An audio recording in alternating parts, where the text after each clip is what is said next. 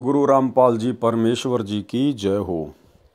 परम पिता परमात्मा सारी सृष्टि के रचनहार, कुल मालिक, असंख्य ब्रह्मांडों के स्वामी, जगत गुरु, तीनों लोकों में प्रवेश करके सबका भरण पोषण करने वाले राजाधिराज, आत्माधार, नाथों के नाथ, देवों के देव महादेव, सर्वेश्वर महेश्वर, मृत्युंजय, अजरो अमर, आदि अनादि सनातनी प्रभु, जगत पिता जगदीश्वर, श्री श्री 1008 की उपाधि के वास्तविक अधिकारी, अकाल मूरत सौद स्वरूपी राम वासुदेव, सर्वगतम ब्रह्म, परम पूज्य, प्रथम पूज्य, परम संत, परम पुरुष, परम धनी, परम दयालु, सत्य कबीर, हक्का कबीर, अल्लाहु कबीर, अल्लाहु अकबर, बाखबर, अल्लाह ताला, जगत के तारणहार, जगत के मुक्तिदाता, जगत के जगन्नाथ, हारे के सहारे, हिंदुओं के राम, मुसलमानों के अल्लाह, सिखों के वाहिगुरु, ईसाइयों के मसीह, दया के सागर दयानिधि, करुणा के सागर करुणानिधि, स्वयंभू परिभू, संकट मोचन, कष्ट हरण, मंगल करण, दुख भंजन, अविगत कबीर, निर्विकार निर्विषम परमात्मा, अलय अलेख सतगुरु, आदि अनादि सतगुरु, असली मर्यादा पुरुषोत्तम, असली राम, असली कृष्ण, असली घनश्याम, असली मुरारी, राजाओं के राजा, महाराजाओं के महाराजा, शहंशाहों के शहंशाह, सम्राटों के सम्राट, भगवानों के भगवान, अल्लाहों के अल्लाह, प्रभुओं के प्रभु, मसीहाओं के मसीह, सच्चे वाहिगुरु, बाबाओं के बाबा, पीरों के पीर, सेठों के सेठ, जगत सेठ, सावलसा सेठ, सर्वगुण संपन्न, अनंत कोटि कलाओं के स्वामी, अनंत कोटि ब्रह्मांडों के नायक, योगियों में महायोगी, ध्यानियों में महाध्यानी, सिद्धों में परम सिद्ध, ज्ञानियों में तत्वज्ञानी, ब्रह्म ज्ञानी, महाज्ञानी, परम ज्ञानी, सर्वश्रेष्ठ ज्ञानी, विज्ञानी, युवा कबीर, समृद्ध कबीर, असंवाद, अमित ओझा, सच्चे रहनुमा, करीम अल्लाह, सुभान अल्लाह, दुनिया के अंतिम पैगंबर, 8 सितंबर 1951 से गांव धनाना, जिला सोनीपत, हरियाणा, भारतवर्ष की पावन भूमि पे प्रकट रियल कल्कि भगवान श्री नारायण साकार हरि, श्री बाबा साहिब, शब्द स्वरूपी राम, संत शिरोमणि सतगुरु रामपाल जी परमेश्वर जी के चरण कमल में साध संगति से जुड़े हुए देश विदेश से हम सभी सत्सेवक भाई बहनों का अनंत कोटि दंडवत प्रणाम। सत्साई भाई और बहनों, दया पूज्य गुरुदेव भगवान की, सतगुरु रामपाल जी परमेश्वर जी की, जिनके शुभ आशीर्वाद से, विशेष आशीर्वाद से आप और हम सभी साध संगति से जुड़े हुए सत्सेवक भाई बहन भक्ति मार्ग पर गुरुदेव के तत्व ज्ञान को आधार बनाकर अपनी आत्मा के कल्याणार्थ हेतु निरंतर आगे बढ़ रहे हैं। भाई और बहनों, साध संगतियों का नसीब होना इस कलयुग की पिछली पीढ़ी में आप और हम सभी आत्माओं के ऊपर गुरुदेव भगवान की एक विशेष रजा है। इस रजा को हम सभी भगत भाई बहन इसी प्रकार से बना के रखें। भाई और बहनों, पूज्य गुरुदेव जी के कर कमल से लिखित पवित्र पुस्तक कबीर सागर के सरलार्थ के ऊपर वीडियो बनाने की श्रृंखला जारी है। इस श्रृंखला में आज हमारा ये 52 नंबर का वीडियो है। प्रत्येक वीडियो में गुरुदेव भगवान के आशीर्वाद से हमें कुछ न कुछ सीखने को अवश्य मिलता है। साथ ही गुरुदेव के कर कमल से लिखित होने के कारण इस पवित्र पुस्तक को पढ़ने या सुनने मात्र से भी हम ढेर सारे पुण्य के भागी बनते हैं। तो आज हम 52 नंबर वीडियो में आगे बढ़ते हैं, जहां परमेश्वर जी ने पेज नंबर 491 पे त्रेता युग में कबीर परमेश्वर जी का प्रकट होना लिखा है। यानी जब त्रेता युग आया तो उसमें कबीर परमात्मा किस प्रकार से प्रकट हुए, किन आत्माओं को मिले, कैसे अपनी लीला की। धर्मदास जी ने परमात्मा से प्रसन्न किया। धर्मदास जी ने पूछा, हे बंदी छोड़, आप त्रेता युग में मुनिंदर ऋषि के नाम से अवतरित हुए थे। धर्मदास जी ने क्या कहा कि हे परमेश्वर, हे बंदी छोड़, मेरे गुरुदेव, आप त्रेता युग में मुनिंदर ऋषि के नाम से अवतरित हुए थे। यानी भाई और बहनों, परमात्मा स्वयं ही अवतरित होते हैं, अपना कोई अवतार सतलोक से नहीं भेजते हैं। इसलिए सतलोक आश्रमों से जुड़े हुए भाई बहनों से प्रार्थना है, आप जो 8 सितंबर के दिन अपने गुरुदेव का अवतरण दिवस मनाते हैं, अवतरण दिवस के बहाने जो आप उनका जन्मदिन मनाते हैं, ये आप लोग बहुत बड़ी गलती कर रहे हैं। ये परमात्मा कभी किसी माँ के गर्भ से जन्म नहीं लेता। सतगुरु रामपाल जी स्वयं कबीर देव हैं। 8 सितंबर के दिन ये स्वयं सतलोक से अवतरित हुए हैं, प्रकट हुए हैं। इसलिए इनका जन्मदिन नहीं बल्कि सतगुरु प्रकट दिवस मनाया जाना चाहिए।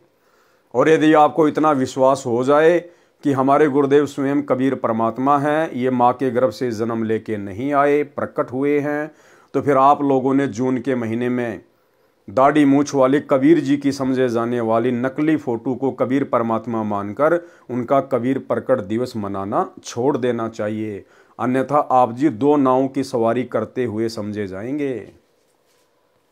आप त्रेता युग में मुनिंदर ऋषि के नाम से अवतरित हुए थे। कृपया उस युग में किन किन पुण्यात्माओं ने आपकी शरण ग्रहण की?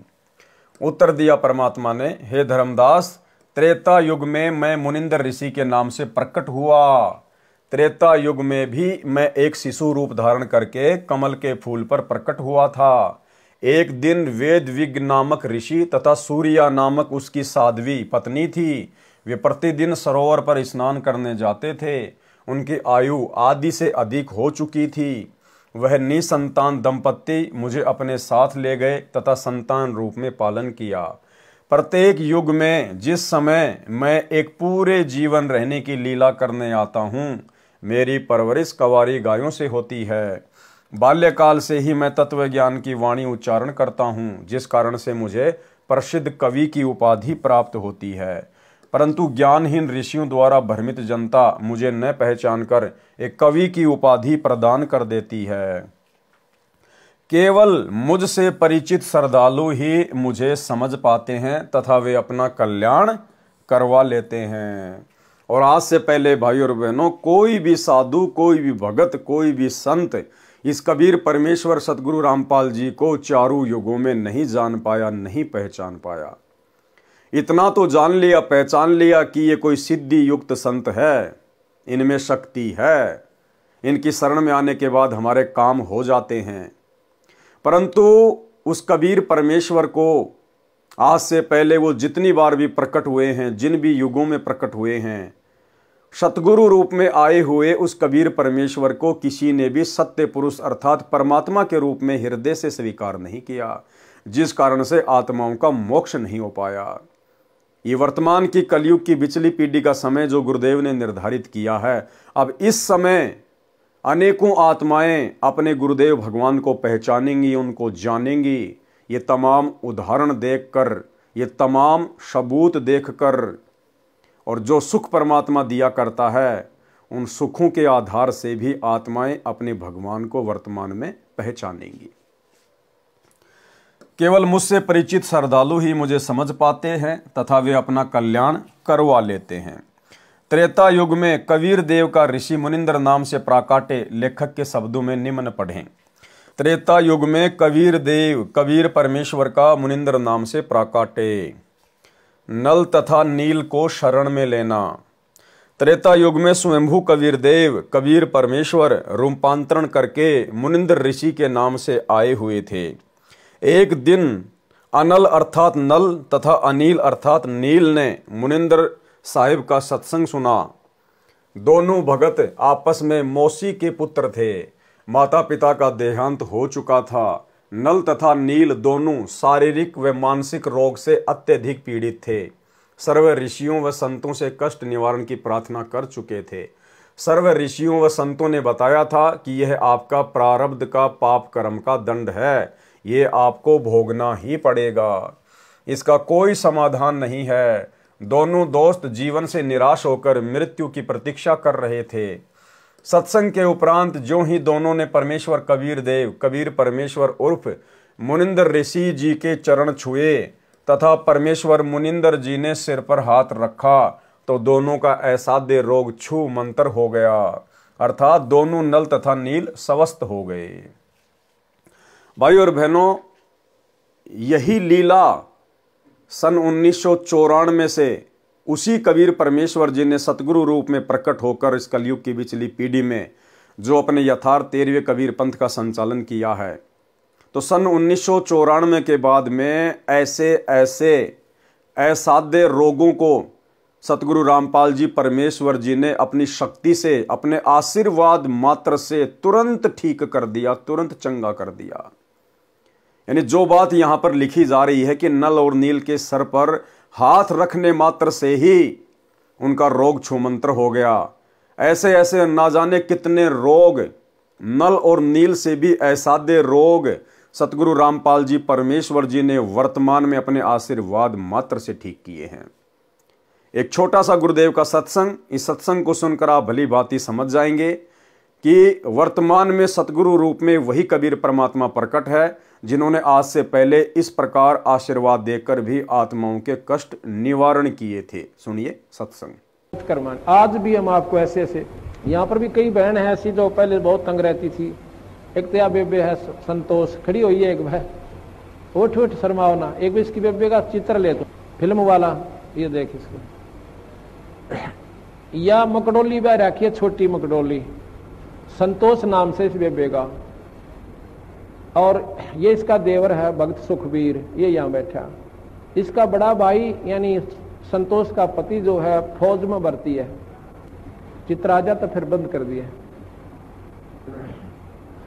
तो ये लड़की 8-9 वर्ष से तकलीफ थी। बैठ जा बेटे। तो कुछ भी कहो, हम तो कर्मदंड कहते हैं। डॉक्टर बीमारी बता देते हैं, शाना ओपरा बता दे। तो जी क्या हुआ, इन्होंने सारा इलाज करवा लिया। एक नाम भी ले रखा था किसी दूसरे संत ने। और श्राद्ध का नाग तो अपने जनु आम चीज सहे, फिर दोख वीर, पूजा वीर, फलानी वीर, दकड़ी भी, वो सारी। आखिर में कौन सा मेरठ में था, कहां से इलाज चल रहा था इनका, यूपी में, सहारनपुर से, और कहते सहारनपुर से इलाज चल रहा था इस लड़की का। तो इसकी सुखबीर की बहन रामरती नाम साड़ जी शीतल नगर में ब्याह रखी।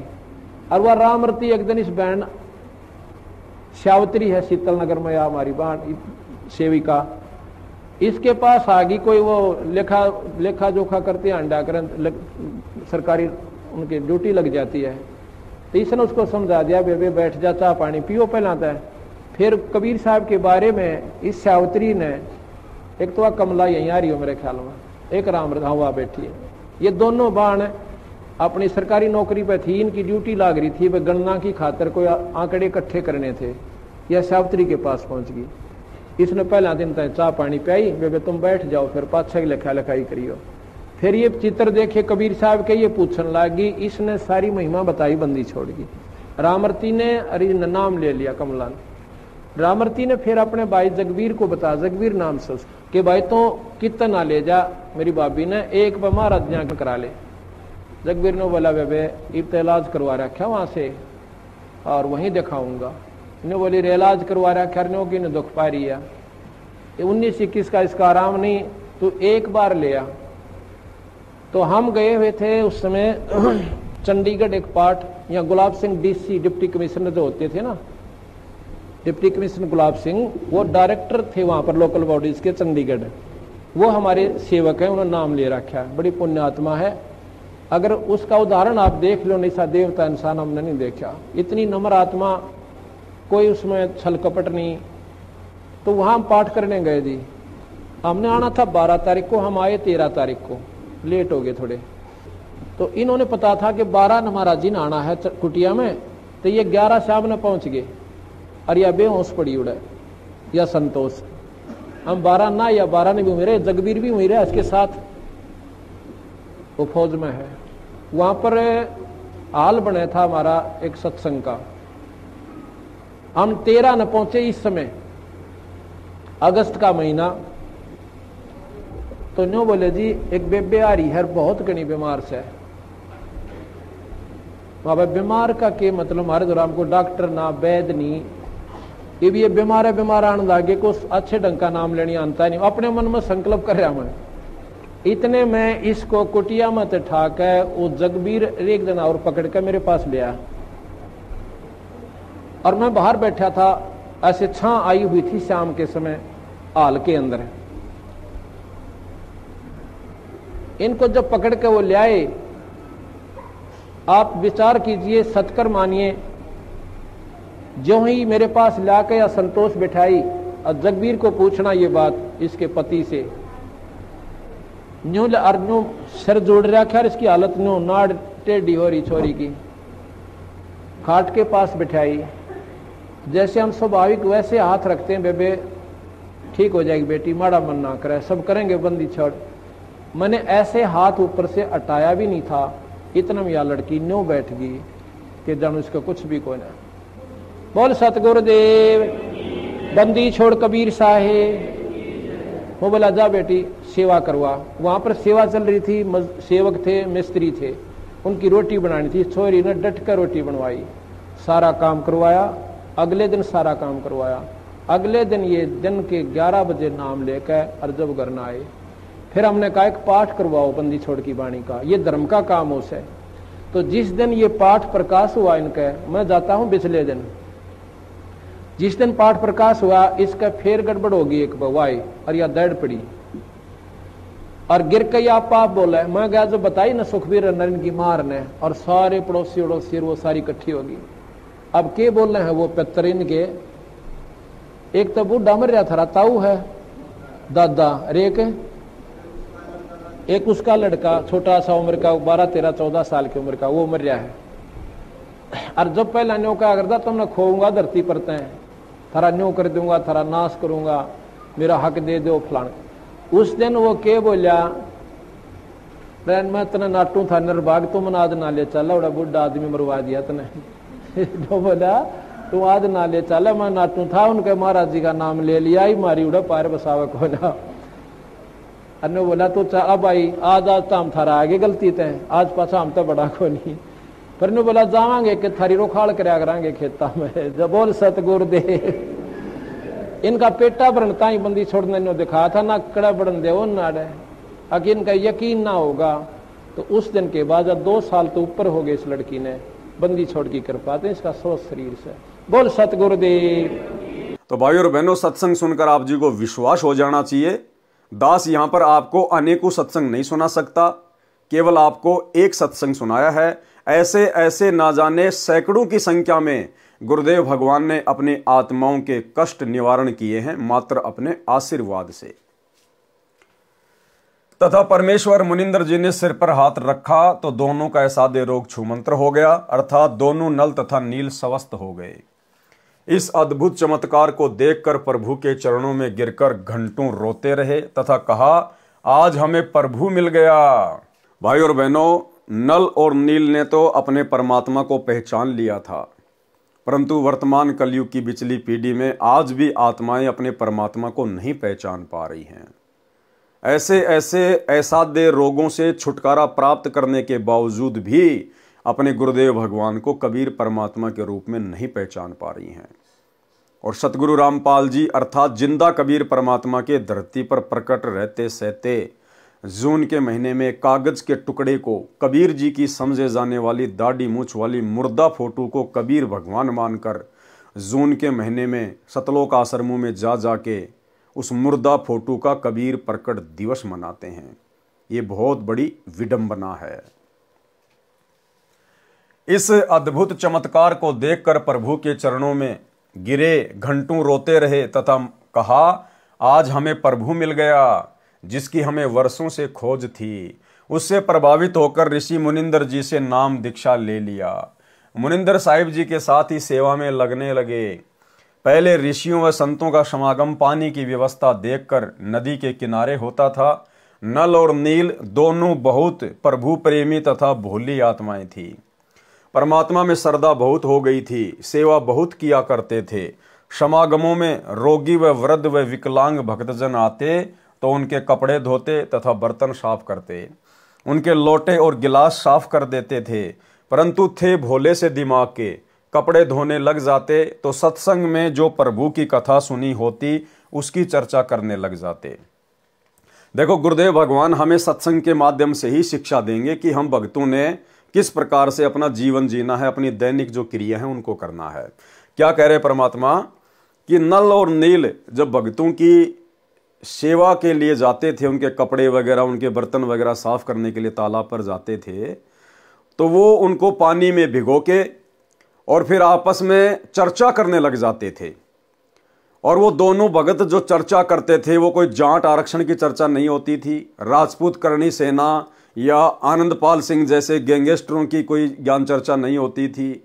हरियाणा के जाट भवन में कौन कौन सा फ्लोर बनवाएगा, गुरुजी का बड़ा लड़का कितने पैसा देगा, ये चर्चा नहीं होती थी। वहां चर्चा होती थी परमात्मा के ज्ञान की। वे दोनों आपस में बैठकर परमात्मा की महिमा करते थे, सत्संगों में गुरुदेव भगवान ने जो अमृत ज्ञान दिया होता था उसकी आपस में चर्चा करते थे कि आज गुरुदेव भगवान ने कैसा अमृत ज्ञान दिया है। आप और हम तो मरने ही वाले थे, लेकिन गुरुदेव ने तो आशीर्वाद मात्र से हम दोनों का असाध्य रोग ठीक कर दिया। भाई ये तो परमात्मा आए हुए हैं, भगवान आए हुए हैं। केवल इस प्रकार की चर्चा किया करते थे। और आज वर्तमान में कलयुग की बिचली पीढ़ी में यदि आप सतलोक आश्रमों में जाकर देखेंगे तो वहां पर ज्ञान चर्चा के नाम पे कुछ नहीं है, 0/0। वहां पे बहुत सारे भगत तो आपको कबीर जी का झोपड़ा देखते हुए मिलेंगे, उसकी सेल्फी लेते हुए मिलेंगे। कुछ भगत आपको लहर तारा तालाब के ऊपर घूमते हुए सेल्फी लेते हुए मिलेंगे। कुछ आपको मिट्टी के बैल वगैरह देखते हुए मिलेंगे। कुछ आपको मिट्टी के पहाड़ देखते हुए मिलेंगे। कुछ आपको भंडारे में केवल लड्डू जलेबी बर्फी की ही चर्चा करते हुए मिलेंगे। कोई ज्ञान चर्चा नहीं, कोई साध संगति नहीं, कोई गुरु की महिमा नहीं। तो भाई और बहनों, आज आप और हम कहां खड़े हैं? कलयुग की बिचली पीढ़ी में लाके परमात्मा ने बैठा दिया। इस जुबान से अगर कुछ निकले तो केवल परमात्मा की महिमा निकले। और सेवा के नाम पे क्या है? दास आज सोशल मीडिया पर एक वीडियो देख रहा था। वर्तमान में सतलोक आश्रम मैनेजमेंट हरियाणा ने सतलोक आश्रमों से जुड़ी हुई माता बहनाओं को क्या सेवा दे रखी है पता आपको? बहुत जबरदस्त सेवा। माता बहनों को पंपलेट बना के दे रखे हैं। इन सतलोक आश्रम वालों का कोई यूट्यूब पर चैनल है, सा न्यूज चैनल। उस सा न्यूज चैनल पर ये लोग दिन रात दुनिया भर की खबरें डालते रहते हैं।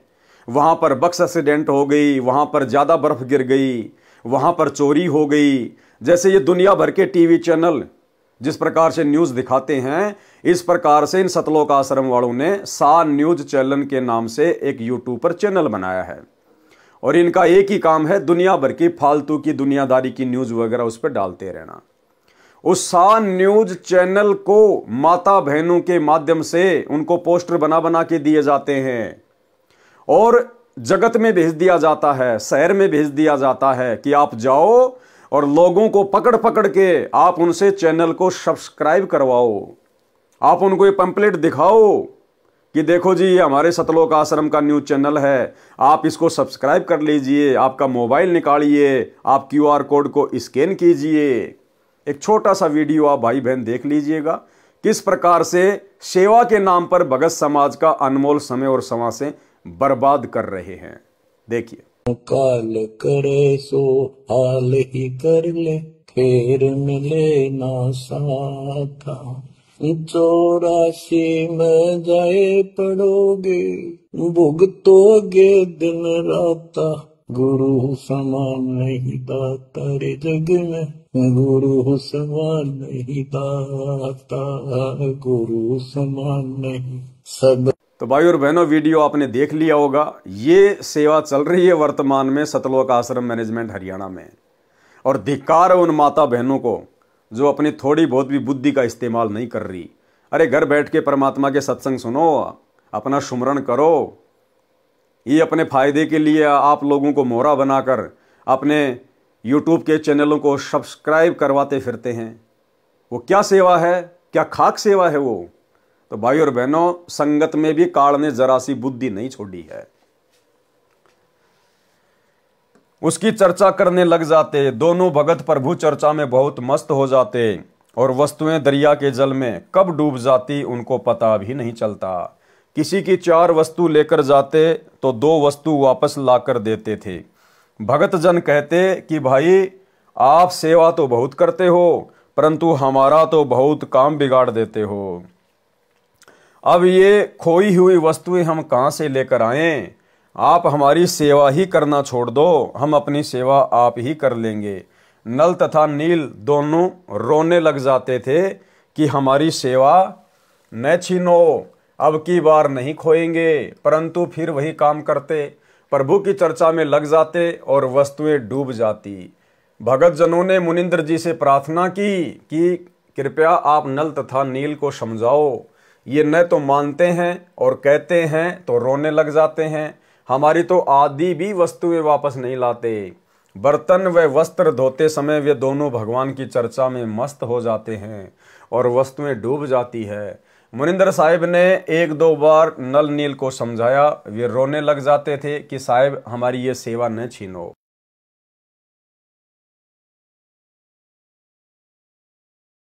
सतगुरु मुनिंदर साहिब ने आशीर्वाद देते हुए कहा, बेटा नल तथा नील खूब सेवा करो, आज के बाद आपके हाथ से कोई भी वस्तु चाहे पत्थर या लोहा भी क्यों ना हो जल में नहीं डूबेगी। समुद्र पर रामचंद्र के पुल के लिए पत्थर तैराना। एक समय की बात है कि सीता जी को रावण उठाकर ले गया। भगवान राम को पता भी नहीं कि सीता जी को कौन उठाकर ले गया। अब दुनिया कहती है राम जी चले ना श्री राम के बिना और वो चले ना हनुमान के बिना, और श्री रामचंद्र जी को पता भी नहीं था कि मेरी औरत को उठा के कौन ले गया। अब बताओ, फिर भी दुनिया उनको परमात्मा परमात्मा कहती है। श्री रामचंद्र जी इधर उधर खोज करते हैं। हनुमान जी ने खोज करके बताया कि सीता माता लंकापति रावण की कैद में है। पता लगने के बाद भगवान राम ने रावण के पास शांति दूत भेजे तथा प्रार्थना की कि सीता लौटा दे, परंतु रावण नहीं माना। युद्ध की तैयारी हुई, तब समस्या यह आई कि समुद्र से सेना कैसे पार करें। भगवान श्री रामचंद्र ने 3 दिन तक घुटनों पानी में खड़ा होकर हाथ जोड़कर समुद्र से प्रार्थना की कि रास्ता दें, परंतु समुद्र टस से मस न हुआ। जब समुद्र नहीं माना तब श्री राम ने उसे अग्नि बाण से जलाना चाहा। भयभीत समुद्र एक ब्राह्मण का रूप बनाकर सामने आया और कहा कि भगवान सबकी अपनी अपनी मर्यादाएं हैं, मुझे जलाओ मत, मेरे अंदर ना जाने कितने जीव जंतु बसे हैं। अगर आप मुझे जला भी दोगे तो भी आप मुझे पार नहीं कर सकते, क्योंकि यहाँ पर बहुत गहरा गड्ढा बन जाएगा जिसको आप कभी भी पार नहीं कर सकते। समुद्र ने कहा, भगवान ऐसा काम करो कि सर्प भी मर जाए और लाठी भी ना टूटे, मेरी मर्यादा भी रह जाए और आपका पुल भी बन जाए। तब भगवान श्री राम ने समुद्र से पूछा कि वह क्या है। ब्राह्मण रूप में खड़े समुद्र ने कहा कि आपकी सेना में नल और नील नाम के 2 सैनिक हैं। उनके पास उनके गुरुदेव से प्राप्त एक ऐसी शक्ति है कि उनके हाथ से पत्थर भी तैर जाते हैं। हर वस्तु चाहे वह लोहे की हो तैर जाती है। श्री रामचंद्र ने नल तथा नील को बुलाया और उनसे पूछा कि क्या आपके पास कोई ऐसी शक्ति है। तो नल तथा नील ने कहा कि हाँ जी, हमारे हाथ से पत्थर भी नहीं डूबेंगे। तो श्री राम ने कहा कि परीक्षण करवाओ। उन नादानों नल तथा नील ने सोचा कि आज सबके सामने तुम्हारी बहुत महिमा होगी। उस दिन उन्होंने अपने गुरुदेव मुनिंदर जी कबीर परमेश्वर जी को यह सोचकर याद नहीं किया कि अगर हम उनको याद करेंगे तो कहीं श्री राम ये न सोच ले कि इनके पास शक्ति नहीं है, ये तो कहीं और से मांगते हैं। उन्होंने पत्थर उठाकर समुद्र के जल में डाला तो वह पत्थर डूब गया। नल तथा नील ने बहुत कोशिश की, परंतु उनसे पत्थर नहीं तैरे। तब भगवान राम ने समुद्र की ओर देखा, मानो कहना चाह रहे हों कि आप तो झूठ बोल रहे थे, इनमें तो कोई शक्ति नहीं है। समुद्र ने कहा कि नल नील, आज तुमने अपने गुरुदेव को याद नहीं किया, कृपया अपने गुरुदेव को याद करो। वे दोनों समझ गए कि आज तो हमने गलती कर दी। उन्होंने सतगुरु मुनिंदर साहिब जी को याद किया। सतगुरु मुनिंदर कबीर परमेश्वर वहां पर पहुंच गए। भगवान रामचंद्र जी ने कहा कि हे ऋषिवर, मेरा दुर्भाग्य है कि आपके सेवकों से पत्थर नहीं तैर रहे हैं। मुनिंदर साहिब ने कहा कि अब इनके हाथ से कभी तैरेंगे भी नहीं, क्योंकि इनको अभिमान हो गया है। सतगुरु की वाणी प्रमाण करती है कि गरीब जैसे माता गर्भ को राखे यतन बनाए, ठेस लगे तो क्षीण होवे, तेरी ऐसे भक्ति जाए। उस दिन के बाद नल तथा नील की वह शक्ति समाप्त हो गई। श्री रामचंद्र जी ने परमेश्वर मुनिंदर साहिब जी से कहा कि हे ऋषिवर, मुझ पर बहुत आपत्ति पड़ी हुई है, दया करो, किसी प्रकार सेना पर ले पार हो जाए। जब आप अपने सेवकों को शक्ति दे सकते हो तो प्रभु मुझ पर भी कुछ रजा करो। मुनिंदर साहिब जी ने कहा कि ये जो सामने वाला पहाड़ है, मैंने उसके चारों तरफ एक रेखा खींच दी है, इसके बीचों बीच के पत्थर उठा लाओ, वे नहीं डूबेंगे। श्री राम ने परीक्षण के लिए पत्थर मंगवाया, उसको पानी पर रखा तो वह तैरने लग गया। नल तथा नील कारीगर भी थे। हनुमान जी प्रतिदिन भगवान याद किया करते थे। अपनी दैनिक क्रिया भी करते रहने के लिए राम राम भी लिखता रहा और पहाड़ के पहाड़ उठाकर ले आता था।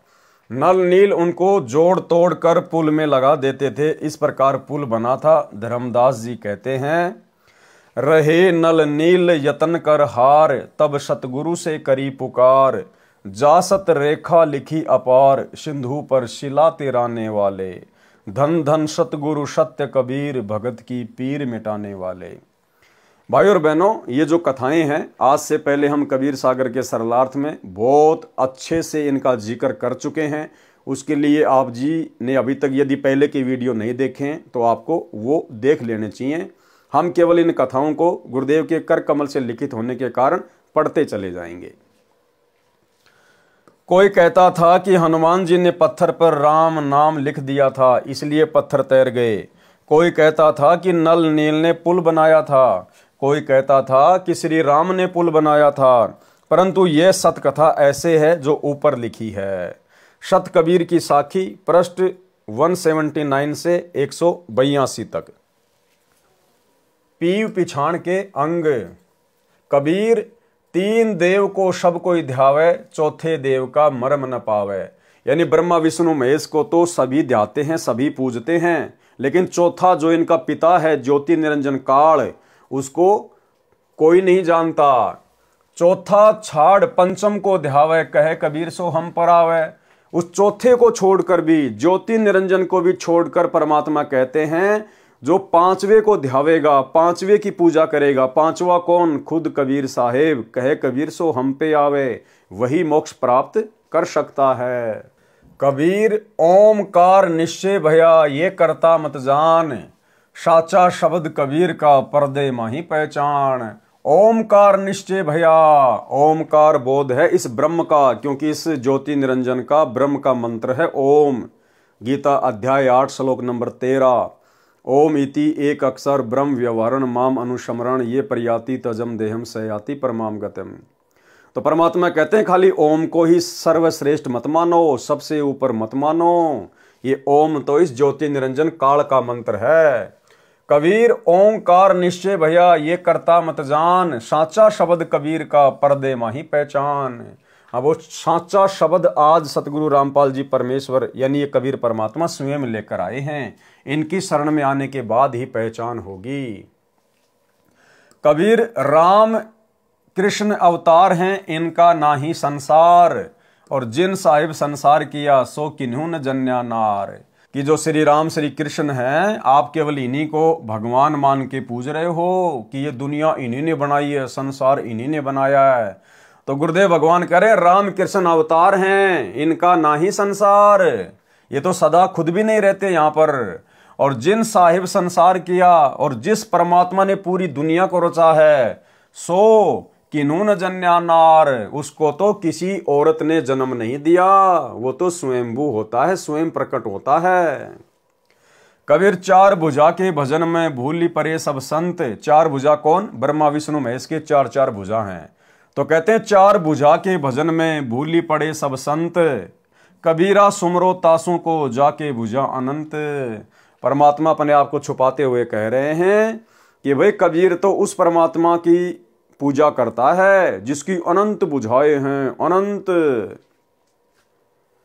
कबीर, समुद्र पाट लंका गए, सीता को भरतार। ताही अगत से मुनि पी गयो, इनमें कौन करतार।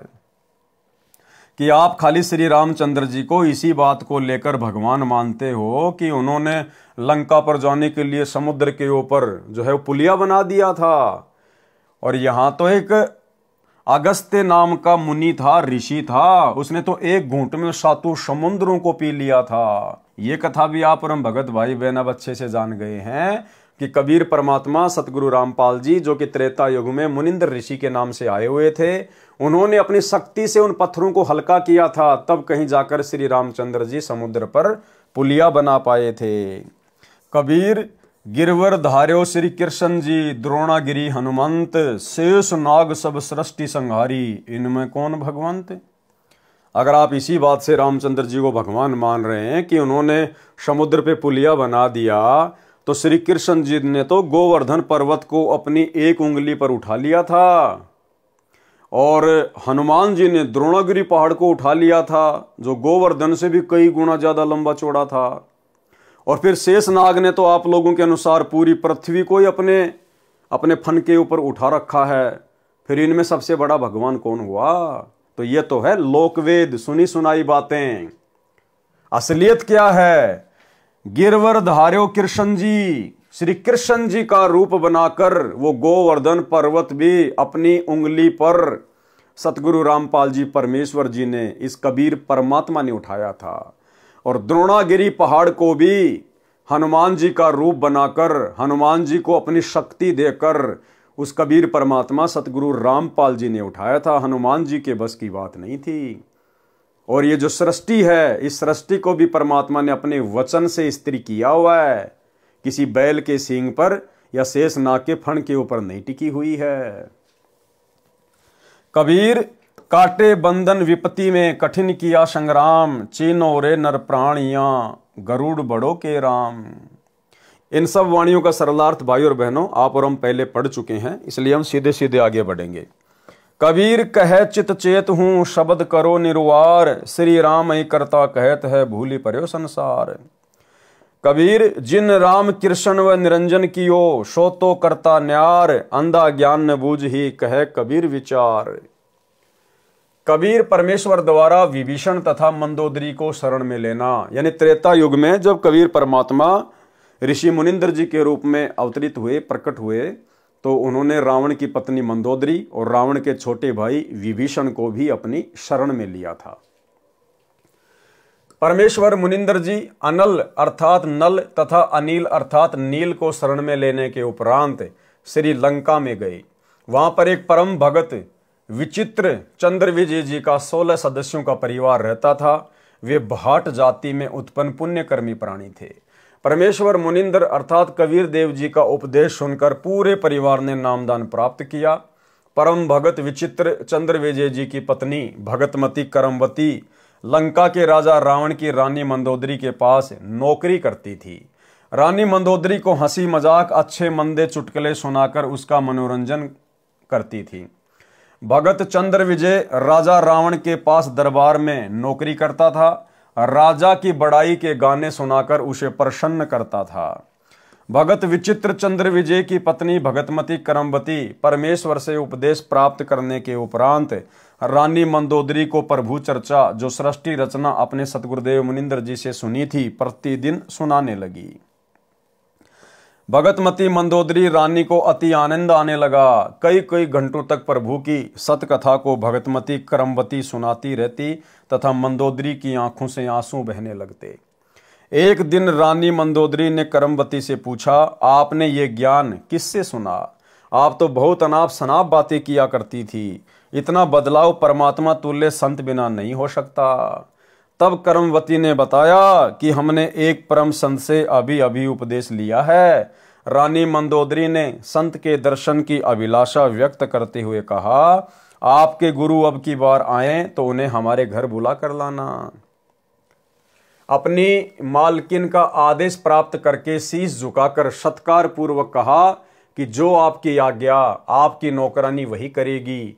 मेरी एक विनती है। कहते हैं कि संत को आदेश पूर्वक नहीं बुलाना चाहिए, स्वयं जाकर दर्शन करना श्रेयकर होता है, और जैसे आपकी आज्ञा वैसा ही होगा। महारानी मंदोदरी ने कहा कि अब के आपके गुरुदेव जी आए तो मुझे बताना, मैं स्वयं उनके पास जाकर दर्शन करूंगी। परमेश्वर ने फिर श्रीलंका में कृपा की। मंदोदरी रानी ने उपदेश प्राप्त किया। कुछ समय उपरांत अपने प्रिय देवर भगत विभीषण जी को उपदेश दिलाया। भगतमती मंदोदरी उपदेश प्राप्त करके अहरनिश प्रभु स्मरण में लीन रहने लगी, यानी दिन रात प्रभु के स्मरण में लीन रहने लगी। अपने पति रावण को भी सतगुरु मुनिंद्र जी से उपदेश प्राप्त करने की कई बार प्रार्थना की, परंतु रावण नहीं माना तथा कहा करता था कि मैंने परम शक्ति महेश्वर मृत्युंजय शिव जी की भक्ति की है, इसके तुल्य कोई शक्ति नहीं है, आपको किसी ने बहका लिया है। कुछ ही समय उपरांत वनवास प्राप्त श्री सीता जी का अपहरण करके रावण ने अपने 9 लखा बाग में कैद कर लिया। भगतमती मंदोदरी के बार बार प्रार्थना करने से भी रावण ने माता सीता जी को वापस छोड़कर आना स्वीकार नहीं किया।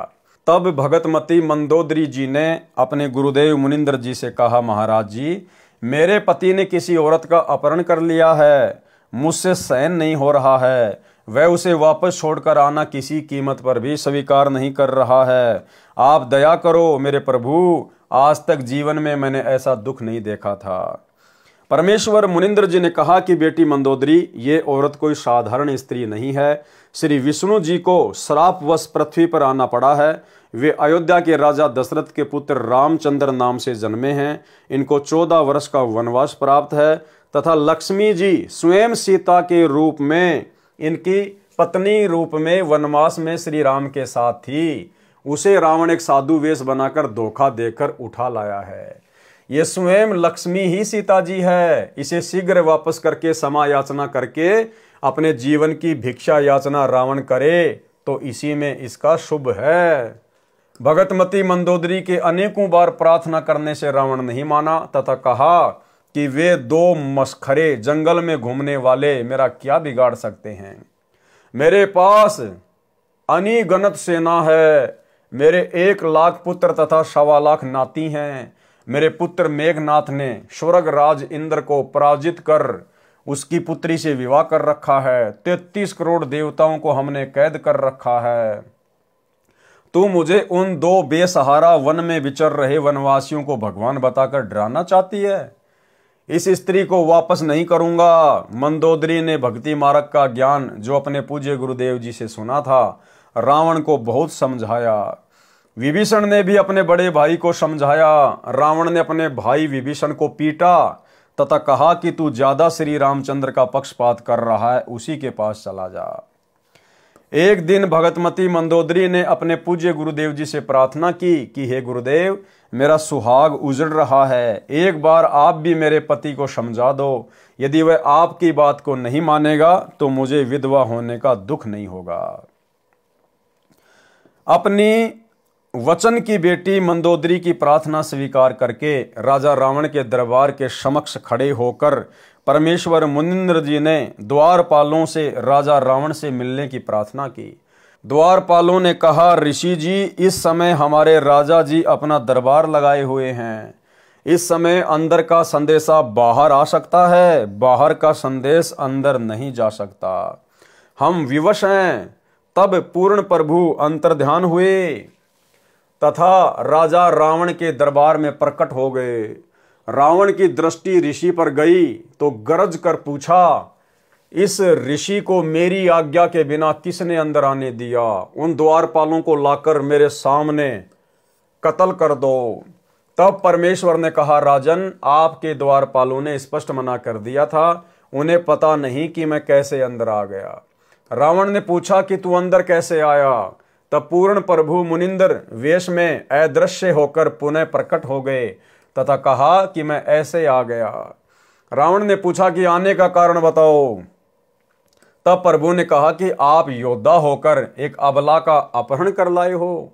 ये आपकी शान व सूरवीरता के विपरीत है। सीता कोई साधारण औरत नहीं है, ये स्वयं लक्ष्मी जी का अवतार है। श्री रामचंद्र जी जो इसके पति हैं, वे स्वयं विष्णु हैं। इसे वापस करके अपने जीवन की भिक्षा मांगो, इसी में आपका श्रेय है। इतना सुनकर तमोगुण भगवान शिव का उपासक रावण क्रोधित होकर नंगी तलवार लेकर सिंहासन से दहाड़ता हुआ कूदा तथा उस नादान प्राणी ने तलवार के अंधाधुंध 70 वार ऋषि जी को मारने के लिए किए।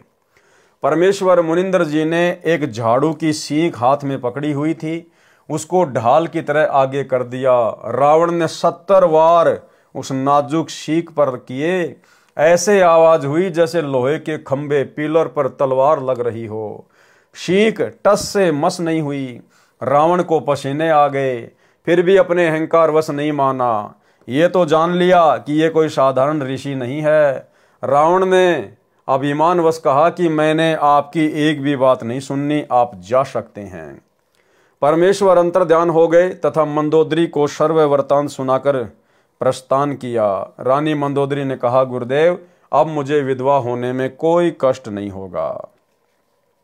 श्री रामचंद्र व रावण का युद्ध हुआ, रावण का वध हुआ। जिस लंका के राज्य को रावण ने तमोगुण भगवान शिव की कठिन साधना करके 10 बार शीश न्योछावर करके प्राप्त किया था, वह क्षणिक सुख भी रावण का चला गया तथा नरक का भागी हुआ। इसके विपरीत पूर्ण परमात्मा के सतनाम साधक विभीषण को बिना कठिन साधना किए पूर्ण प्रभु की सत्य साधना व कृपा से लंका देश का राज्य भी प्राप्त हुआ। हजारों वर्षों तक विभीषण ने लंका का राज्य का सुख भोगा तथा प्रभु कृपा से राज्य में पूर्ण शांति रही।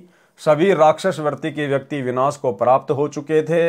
भगतमती मंदोदरी तथा भगत विभीषण तथा परम भगत चंद्र विजय जी के परिवार के पूरे 16 सदस्य तथा अन्य जिन्होंने पूर्ण परमेश्वर का उपदेश प्राप्त करके आजीवन मर्यादा वक्त सत्य भक्ति की, वे सर्व साधक यहाँ पृथ्वी पर भी सुखी रहे तथा अंत समय में परमेश्वर के विमान में बैठकर शतलोक शाश्वत स्थानम में चले गए। भाइयों और बहनों, यहाँ गुरुदेव भगवान को लिखना पड़ता है, लेकिन असलियत ये है कि मंदोदरी और विभीषण अभी तक पार नहीं हुए हैं, क्योंकि वो पार होने का समय नहीं था। उस समय परमात्मा ने किसी को शतनाम भी नहीं देना था। केवल प्रथम मंत्र के बीच के 5-5 मंत्र या अकेला ओम मंत्र या किसी को सोहम मंत्र। उस समय केवल परमात्मा उन आत्माओं को भक्ति से चार्ज कर रहे थे ताकि ये आत्माएं कलयुग की पिछली पीढ़ी तक मनुष्य जन्म प्राप्त करती हुई आ जाएं। विभीषण और मंदोदरी को अंतकाल में शरीर छूटने के बाद गुरुदेव भगवान ने अपने एक सत्संग में बताया कि परमात्मा ने उनको स्वर्ग में भेज दिया था। उन्होंने भक्ति अवश्य मुनिंद्र ऋषि जी से प्राप्त कर ली थी, लेकिन आस्था उनकी भगवान विष्णु में थी। इसलिए परमेश्वर ने अंतकाल में उनको स्वर्ग में भेज दिया। सुनिए सत्संग। कहते हैं विभीषण का भाग बहुत अच्छा था, उसमें दास भाव आया। रावण में वो नहीं था, जिसके कारण ना तो लंका रही, ना राज रहा और नरक मिला। और विभीषण के अंदर आधिन्य थी, भगवान की भक्ति करता था और आधिन्य करता था। उसको वो लंका मिली जिसको रावण चाहता था जीरो जान से, और साथ में परमात्मा प्राप्ति हुई, स्वर्ग प्राप्ति हुई। तो भाइयों और बहनों, आप और हमने ज्ञान आधार से इन बातों पर निष्कर्ष निकालकर आगे बढ़ना होगा। पार होने का फाइनल टाइम तो अब है, वर्तमान का समय। अब परमेश्वर उन सभी आत्माओं को घुमा फिरा के मनुष्य जन्म देंगे, और यदि वे अंत काल तक मर्यादा में रह के भक्ति करते रहेंगे तो ही सतलोक जा पाएंगे। इसलिए पवित्र गीता अध्याय 7 मंत्र 12 से 15 में कहा है कि तीनों गुणों रजगुण ब्रह्मा जी, सतगुण विष्णु जी, तमगुण शिव जी की साधना से मिलने वाली क्षणिक सुविधाओं के द्वारा जिनका ज्ञान हरा जा चुका है, वे राक्षस स्वभाव वाले, मनुष्यों में नीच दुष्कर्म करने वाले मूर्ख मुझकाल ब्रह्म को भी नहीं बचते। फिर गीता अध्याय 7 मंत्र 18 में गीता बोलने वाला काल ब्रह्म प्रभु कह रहा है कि कोई एक उदार आत्मा मेरी ब्रह्म की ही साधना करता है, क्योंकि उनको तत्वदर्शी संत नहीं मिला। वे भी नेक आत्माएं मेरी अनुतमाम अति अश्रेष्ठ गतिम यानी गति में आश्रित रह गए, वे भी पूर्ण मुक्त नहीं हैं। इसलिए पवित्र गीता अध्याय 18 श्लोक 62 में कहा है कि हे अर्जुन, तू सर्व भाव से उस परमेश्वर पूर्ण परमात्मा अर्थात तत्ब्रह्म की शरण में जा। उसकी कृपा से ही तू परम शांति तथा शतलोक अर्थात सनातन परम धाम को प्राप्त होगा। इसलिए पुण्यात्माओं से निवेदन है कि आज इस दासन के भी दास रामपाल दास के पास पूर्ण परमात्मा प्राप्ति की वास्तविक विधि प्राप्त है। निःशुल्क उपदेश लेकर लाभ उठाएं।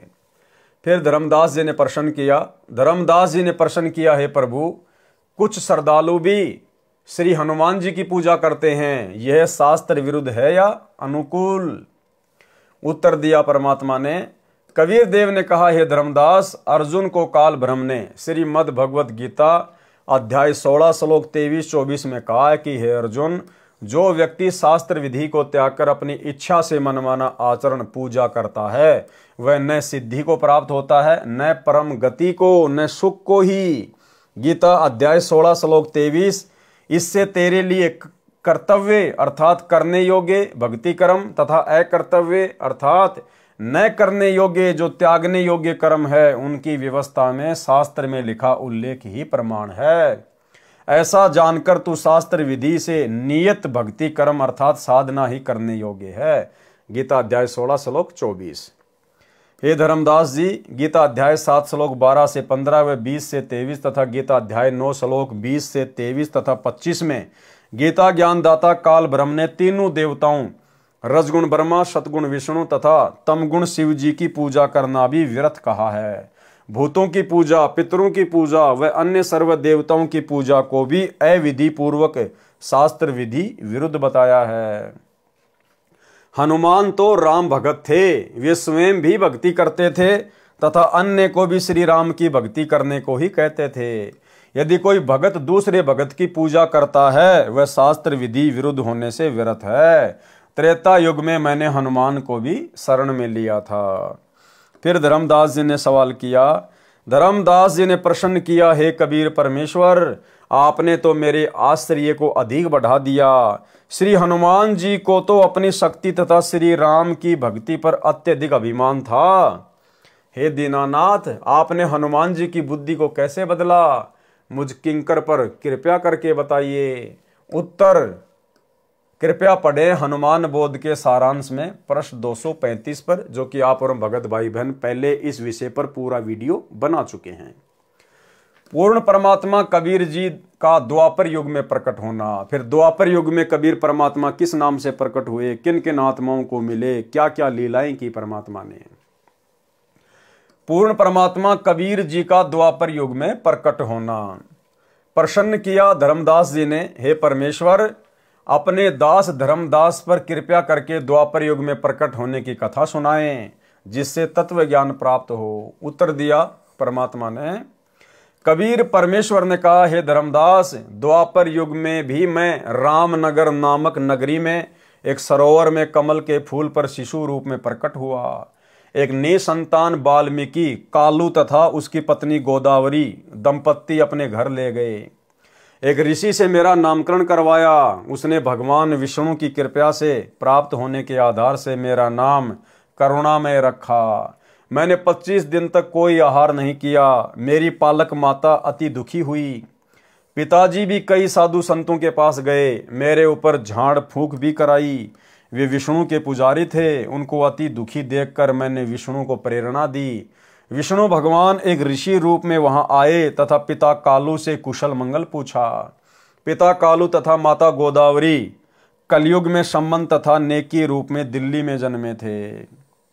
यानी भाइयों और बहनों, द्वापर युग में परमात्मा ने जिन आत्माओं को अपनी परवरिश के लिए निमित्त बनाया था, कालू तथा गोदावरी को, फिर कलयुग की प्रथम पीढ़ी में यानी 650 साल पहले जिस व्यक्ति ने, क्योंकि भगत तो नहीं बन पाया था वो अंत तक, जिस कालू नामक व्यक्ति ने परमात्मा के मुंह बोले पिता की भूमिका निभाई थी द्वापर युग में, वो कालू नाम का व्यक्ति 650 साल पहले बना सम्मन।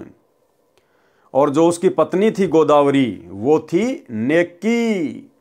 यानी पुण्यात्माओं, हम आत्माओं का अनंत जन्मों का हिसाब किताब ये चलता हुआ आ रहा है। आज परमेश्वर ने उन सभी आत्माओं को कहां पर लाकर सेट कर दिया है। और आज वे सभी आत्माएं, वो कालू, वो गोदावरी, वो विद्याधर, वेदविग, सम्मन, नेकी, आज वो सभी आत्माएं वर्तमान की कलयुग की बिचली पीढ़ी में आई हुई हैं। और परमेश्वर ने उन आत्माओं को, अपनी विशेष आत्माओं को चुन चुन के साध संगति से जोड़ दिया है। साध संगति में जुड़े हुए भाई बहन परमेश्वर की उन विशेष आत्माओं में से हैं। पिता कालू तथा माता गोदावरी कलयुग में सम्मन तथा नेकी रूप में दिल्ली में जन्मे थे। उन्होंने अपना दुख ऋषि जी को बताया कि हमें वृद्ध अवस्था में एक पुत्र रत्न भगवान विष्णु की कृपा से सरोवर में कमल के फूल पर प्राप्त हुआ है। ये बच्चा 25 दिन से भूखा है, कुछ भी नहीं खाया है। अब इसका अंत निकट है। परमात्मा विष्णु ने हमें अपार खुशी प्रदान की है, अब उसे छीन रहे हैं। हम प्रार्थना करते हैं कि हे विष्णु भगवान, ये खिलौना देकर मत छीनो। हम अपराधियों से ऐसा क्या अपराध हो गया, इस बच्चे में हमारा इतना मोह हो गया है कि यदि इसकी मृत्यु हो गई तो हम भी दोनों उसी सरोवर में डूबकर मरेंगे जहां पर यह बालक हमें मिला था। ये धर्मदास, ऋषि रूप में उपस्थित विष्णु भगवान ने मेरी ओर देखा। मैं पालने में झूल रहा था। मेरे अति स्वस्थ शरीर को देखकर विष्णु भगवान आश्चर्यचकित हुए तथा बोले, हे कालू भगत, ये बच्चा तो पूर्ण रूप से स्वस्थ है। आप कह रहे हो ये कुछ भी आहार नहीं करता। ये बालक तो ऐसा स्वस्थ है जैसे एक शेर दूध प्रतिदिन पीता हो। ये नहीं मरने वाला। इतना कहकर विष्णु मेरे पास आया। मैंने विष्णु से बात की तथा कहा, हे विष्णु भगवान, आप मेरे माता पिता से कहो एक कुंवारी गाय लाएं। उस गाय को आप आशीर्वाद देना। वह कुंवारी गाय दूध देने लगेगी। उस गाय का दूध मैं पीऊंगा। मेरे द्वारा अपना परिचय जानकर विष्णु भगवान समझ गए ये कोई सिद्ध आत्मा है जिसने मुझे पहचान लिया है। मुझे ऋषि के साथ बातें करते हुए देख मेरे पालक माता पिता हैरान रह गए। अंदर ही अंदर खुशी की लहर दौड़ गई। ऋषि ने कहा, कालू, एक कुंवारी गाय लाओ, वह दूध देगी। उस दूध को ये होनहार बच्चा पिएगा। कालू पिता तुरंत एक गाय ले आया। भगवान विष्णु ने मेरी प्रार्थना पर उस कुंवारी गाय की कमर पर हाथ रख दिया। उसी समय उस गाय की बछिया के थनों से दूध की धार बहने लगी तथा वह 3 सेर का पात्र भरने के पश्चात रुक गई। वह दूध मैंने पिया। अब भाइयों और बहनों, करे करावे साइया, मन में लहर उठा, दादू सिर दर जीव के आप बगल हो जा। सारी की सारी लीला कबीर परमात्मा स्वयं ही करते हैं। ये अनंत कोटि कलाओं के स्वामी है। ये एक ही समय में अनंत करोड़ पदम रूप धारण कर सकते हैं। वो जो ऋषि थे वो भी खुद कबीर परमात्मा ही थे। अरे भला सारी सृष्टि का मालिक, सर्व सृष्टि को खिलाने पिलाने वाला और विष्णु के आशीर्वाद से दूध देने वाली गाय का दूध पिएगा क्या? और उस कुंवारी गाय में दूध कहाँ से आता है? गुरुदेव कहते हैं सतलोक से आता है। तो विष्णु भगवान की बेचारी की क्या औकात जो कुंवारी गाय के ऊपर थपकी मार दे और सतलोक से दूध आ जाए। ये सारा खेल परमात्मा स्वयं ही खेलता है, महिमा उनको दे देता है। मेरी तथा विष्णु जी की वार्ता की भाषा को कालू व गोदावरी समझ नहीं सके। वे मुझ 25 दिन के बालक को बोलते देखकर उस ऋषि रूप विष्णु का ही चमत्कार मान रहे थे तथा कुंवारी गाय द्वारा दूध देना भी उस ऋषि की कृपया जानकर दोनों ऋषि के चरणों में लिपट गए। मेरी पालक माता ने मुझे पालने से उठाया तथा उस ऋषि रूप में विराजमान विष्णु के चरणों में डाला। मैं जमीन पर नहीं गिरा। माता के हाथों से निकलकर जमीन से 4 फुट ऊपर हवा में पालने की तरह स्थिर हो गया। जब गोदावरी ने मुझे ऋषि के चरणों की ओर किया, भगवान विष्णु 3 कदम पीछे हट गए तथा बोले, माई, ये बालक परम शक्ति युक्त है, बड़ा होकर जनता का उपकार करेगा। इतना कहकर ऋषि रूपधारी विष्णु अपने लोक को चले दिए। मैं पुनः पालने में विराजमान हो गया। उस वाल्मीकि दंपति कालू तथा गोदावरी ने मेरा हवा में स्थित होना भी ऋषि का ही करिश्मा जाना। इस कारण से मुझे कोई अवतारी पुरुष नहीं समझ सके। मैं भी यही चाहता था कि ये मुझे एक साधारण बालक ही समझें, जिससे इनकी वृद्ध अवस्था का समय मेरे लालन पालन में बीत जाए। और देखो भाइयों और बहनों, कितना दयालु परमात्मा है। उस कालू ने और उसकी पत्नी गोदावरी ने द्वापर युग में परमात्मा से उस समय नाम दीक्षा नहीं ली। उसके बावजूद भी भाइयों और बहनों, परमात्मा ने उनको अपने परम भगत के रूप में जन्म दिया, सम्मन और नेकी के रूप में।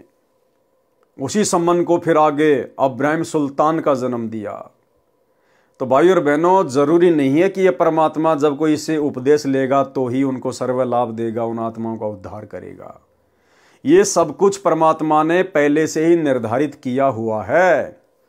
जिस समय हम अपने पिता से धोखा करके सतलोक से काल के साथ आए थे, उसी समय इस कबीर परमात्मा सतगुरु रामपाल जी ने हमारे सतलोक वापस जाने का दिन समय निश्चित कर दिया था।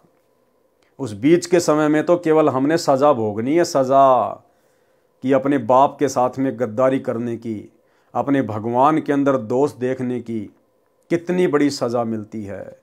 ये जो अनंत करोड़ युगों से आप और हम भाई बहन जो यहाँ पर करोड़ों बार 84 लाख योनियों के कष्ट, करोड़ों बार स्त्री और पुरुष बनकर हमने जो असहनीय पीड़ाएं झेली है, कष्ट सहे हैं, ये हम वो सजा भोग रहे हैं। अपने पिता से गद्दारी करने की। और जिस जिस आत्मा का वो समय पूरा हो जाएगा सजा का, परमेश्वर 100 बहाने बनाकर उस आत्मा को सतलोक में ले जाएंगे।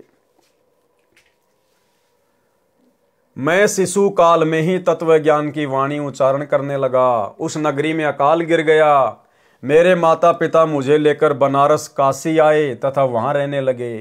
कलयुग में कालू का जन्म सम्मन रूप में तथा गोदावरी का जन्म नेकी के रूप में दिल्ली में हुआ। जो कबीर जी की शरण में आए उनका एक पुत्र सेऊ शिव भी परमात्मा की शरण में आया। काशी नगर में एक सुदर्शन नाम का वाल्मीकि जाति का पुण्यात्मा मेरी वाणी सुनकर बहुत प्रभावित हुआ। मैंने सुदर्शन भगत को सृष्टि रचना सुनाई। सुदर्शन मेरी हम उम्र था। उस समय मेरी लीलामय आयु 12 वर्ष की थी। जब काशी के विद्वानों से ज्ञान चर्चा होती थी, सुदर्शन भी मेरे साथ जाता था। एक दिन सुदर्शन ने कहा, हे करुणामय, आप जो ज्ञान सुनाते हो इसका समर्थन कोई भी ऋषि नहीं करता। आपके ज्ञान पर कैसे विश्वास हो? हे करुणामय, आप ऐसी कृपा करो जिससे मेरा भ्रम दूर हो जाए। हे धर्मदास, मैंने उस प्यारी आत्मा सुदर्शन को सतलोक के दर्शन कराए। आपकी तरह उसको भी 3 दिन तक ऊपर के सर्वलोकों में ले गया। सुदर्शन का पंच भौतिक शरीर अचेत हो गया। सुदर्शन भी अपने माता पिता का इकलौता पुत्र था। अपने इकलौते पुत्र को मृत तुल्य देखकर उसके माता पिता विलाप करने लगे तथा हमारे घर आकर मेरे माता पिता से झगड़ा करने लगे। कहा कि तुम्हारे करुण ने हमारे बच्चे को जादू जंत्र कर दिया, वह सेवड़ा है, हमारा पुत्र मर गया तो हम आपके विरुद्ध राजा को शिकायत करेंगे। मेरे माता पिता ने मेरे से उन्हीं के सामने पूछा, हे करुण, सच बता, तूने क्या कर दिया उस सुदर्शन को? मैंने कहा, वह सतलोक देखना चाहता था, इसलिए उसे सतलोक दर्शन के लिए भेजा है। शीघ्र ही लौट आएगा। कई वैद्य बुलाए, कई झाड़ फूक करने वाले बुलाए, कोई लाभ नहीं हुआ। तीसरे दिन सुदर्शन के माता पिता रोते हुए मेरे पास आए। बोले, बेटा करुण, हमारे पुत्र को ठीक कर दे, हम तेरे आगे हाथ जोड़ते हैं। मैंने कहा, माई, तुम्हारा पुत्र नहीं मरेगा। मेरे परमेश्वर कबीर साहिब को अपने साथ अपने घर ले गए। मेरे माता पिता भी साथ गए। आसपास के व्यक्ति भी वहां उपस्थित थे। मैंने सुदर्शन के शीश को पकड़कर हिलाया तथा कहा, हे सुदर्शन, वापिस आ जा, तेरे माता पिता बहुत व्याकुल हैं। इतना कहते ही सुदर्शन ने आंखें खोली, चारों ओर देखा, अपने सिर की ओर मुझे नहीं देख सका। उठ बैठकर बोला, परमेश्वर करुणा में कहाँ है? रोने लगा, कहाँ गए परमेश्वर करुणा में? उपस्थित व्यक्तियों ने पूछा, क्या करुण को ढूंढ रहा है? देख, यहां बैठा है तेरे पीछे। मुझे देखते ही चरणों में शीश रखकर विलाप करने लगा तथा रोता हुआ बोला, हे काशी के रहने वालों, ये पूर्ण परमात्मा है। ये सर्व सृष्टि रचनहार अपने शहर में विराजमान है, आप इसे नहीं पहचान रहे। और भाई और बहनों, हम सभी सत्सेवक भाई बहन पिछले 8-10 वर्षों से चिल्ला चिल्ला कर वीडियो बना बना के, दुनिया तो खैर कहाँ समझेगी, हम अपने भगत भाई बहनों को समझाने का प्रयास कर रहे हैं। जो भगत भाई बहन सतलोक आश्रमों से जुड़े हुए हैं, वो भाई बहन भी आज अपने गुरुदेव को परमात्मा के रूप में नहीं मान रहे, नहीं पहचान रहे, नहीं समझ रहे। ये मेरे साथ ऊपर के लोक में गया। ऊपर के लोक में ये पूर्ण परमात्मा के रूप में एक सफेद गुंबद में विराजमान है। यही दोनों रूपों में लीला कर रहा है। सर्व व्यक्ति कहने लगे, इस कालू के पुत्र ने भिखू के पुत्र पर जादू कर दिया है, जिस कारण से इसका दिमाग चल गया है। इस करुण को ही परमात्मा कह रहा है, भला हो भगवान का भिखू का बेटा जीवित हो गया, नहीं तो बेचारों का कोई बुढ़ापे का सहारा ही नहीं था। ये कहकर सर्व अपने अपने घर चले गए। भिखू तथा उसकी पत्नी सुखवंती अपने पुत्र को जीवित देखकर अति प्रसन्न हुए। भगवान विष्णु का प्रसाद बनाया, पूरे मोहल्ले में बांटा गया। सुदर्शन ने मुझसे उपदेश लिया। अपने माता पिता भिखू तथा सुखी को भी मेरे से उपदेश लेने को कहा। दोनों ने बहुत विरोध किया तथा कहा, ये कालू का पुत्र पूर्ण परमात्मा नहीं है बेटा, इसने तेरे ऊपर जादू जंत्र करके मूर्ख बनाया हुआ है। भगवान विष्णु से बड़ा कोई नहीं है। सुदर्शन ने मुझसे कहा, है प्रभु कृपया मुझे अपनी शरण में रखना। मेरे माता पिता का कोई दोष नहीं है। सर्व मानव समाज इसी ज्ञान पर अटका है। जिस पर आपकी कृपा होगी केवल वही आपको जान व मान सकता है। जिस पर आपकी कृपा होगी केवल वही आपको जान व मान सकता है। तो भाई और बहनों, सत्कर्म मान लेना। इस कलयुग की बिचली पीढ़ी में केवल साध संगति से जुड़े हुए सत्सेवक भाई बहनों के ऊपर ही कबीर परमेश्वर सतगुरु रामपाल जी की असीम दया और कृपा हुई है। जो गुरुदेव ने हम सत्सेवकों से अपनी पहचान करवाई है, हम उनको पहचान गए हैं, जान गए हैं।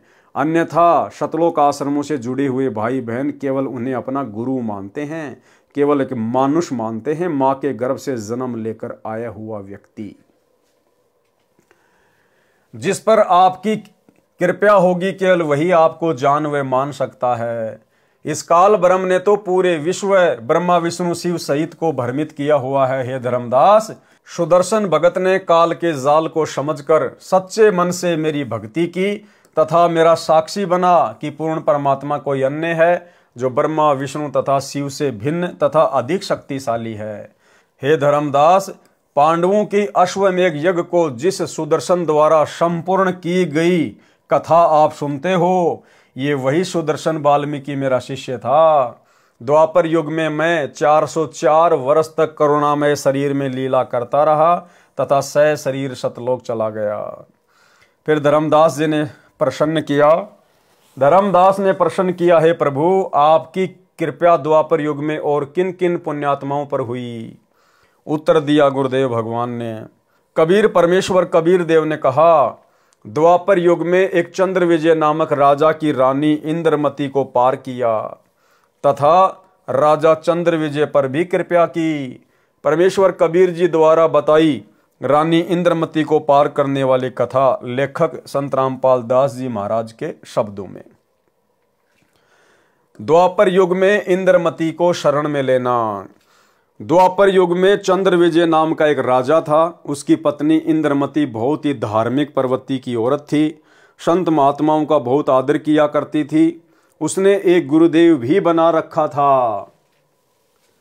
उनके गुरुदेव ने बताया था कि बेटी, साधु संतों की सेवा करनी चाहिए।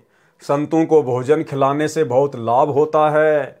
एकादशी का व्रत, मंत्र के जाप आदि साधनाएं जो गुरुदेव ने बताई थी, उस भगवत भक्ति में रानी बहुत दृढ़ता से लगी हुई थी। गुरुदेव ने बताया था कि संतों को भोजन खिलाया करेगी तो तू आगे भी रानी बन जाएगी और तुझे स्वर्ग प्राप्ति होगी। रानी ने सोचा कि प्रतिदिन एक संत को भोजन अवश्य खिलाया करूंगी। उसने यह प्रतिज्ञा मन में ठान ली कि मैं खाना बाद में खाया करूंगी, पहले संत को खिलाया करूंगी। इससे मुझे याद बनी रहेगी, कहीं मुझे भूल ना पड़ जाए। रानी प्रतिदिन पहले एक संत को भोजन खिलाती, फिर स्वयं खाती। वर्षों तक ये क्रम चलता रहा। एक समय हरिद्वार में कुंभ के मेले का संयोग हुआ। जितने भी त्रिगुण माया के उपासक संत थे, यानी ब्रह्मा विष्णु महेश के जितने भी उपासक संत थे, सभी गंगा में स्नान के लिए पर भी लेने के लिए प्रस्थान कर गए। इस कारण से कई दिन रानी को भोजन कराने के लिए कोई संत नहीं मिला। रानी इंद्रमती ने स्वयं भी भोजन नहीं किया। चौथे दिन अपनी बांदी से कहा कि बांदी देख ले कोई संत मिल जाए तो, नहीं तो आज तेरी मालकिन जीवित नहीं रहेगी। चाहे मेरे प्राण निकल जाएं परंतु मैं खाना नहीं खाऊंगी। वह दीन दयाल कबीर परमेश्वर अपने पूर्व वाले भगत को शरण में लेने के लिए न जाने क्या कारण बना देता है। बांदे ने ऊपर अटारी पर चढ़कर देखा कि सामने से एक सफेद कपड़े पहने एक संत आ रहा था। द्वापर युग में परमेश्वर कबीर करुणामय नाम से आए थे। बांदी नीचे आई और रानी से कहा कि एक व्यक्ति है जो साधु जैसा नजर आता है। रानी ने कहा कि जल्दी से बुला ला। बांदी महल से बाहर गई तथा प्रार्थना की कि साहेब, आपको हमारी रानी ने याद किया है। करुणामय साहब ने कहा कि रानी ने मुझे क्यों याद किया है, मेरा और रानी का क्या संबंध है। नौकरानी ने सारी बात बताई। करुणामय कबीर साहिब ने कहा कि रानी को आवश्यकता पड़े तो यहाँ आ जाए, मैं यहाँ खड़ा हूँ। तू बांदी और वो रानी मैं वहां जाऊं और यदि वह कह दे कि तुझे किसने बुलाया था, या उसका राजा ही कुछ कह दे। बेटी, संतों का अनादर बहुत पापदायक होता है। बांदी फिर वापस आई और रानी से सब वार्ता कह सुनाई। तब रानी ने कहा कि बांदी, मेरा हाथ पकड़ और चल। जाते ही रानी ने दंडोत प्रणाम करके प्रार्थना की कि हे परवरदिगार, चाहती तो ये हूं कि आपको कंधे पर बैठा लूं। करुणामय साहिब ने कहा, बेटी, मैं यही देखना चाहता था कि तेरे में कोई श्रद्धा भी है या वैसे ही भूखी मर रही है। रानी ने अपने हाथों खाना बनाया। करुणामय रूप में आए कबीर देव ने कहा कि मैं खाना नहीं खाता, मेरा शरीर खाना खाने का नहीं है। तो रानी ने कहा कि मैं भी खाना नहीं खाऊंगी। करुणामय साहिब जी ने कहा कि ठीक है बेटी, लाओ खाना खाते हैं, क्योंकि समर्थ उसी को कहते हैं जो चाहे सो करे। करुणामय साहिब ने खाना खा लिया। फिर रानी ने पूछा कि जो ये तू साधना कर रही है, ये तेरे को किसने बताई है? रानी ने कहा कि मेरे गुरुदेव ने आदेश दिया है। कबीर साहिब ने पूछा, क्या आदेश दिया है तेरे गुरुदेव ने? इंद्रमती ने कहा कि विष्णु महेश की पूजा, एकादशी का व्रत, तीर्थ भ्रमण, देवी पूजा, श्राद्ध निकालना, मंदिर में जाना, संतों की सेवा करना।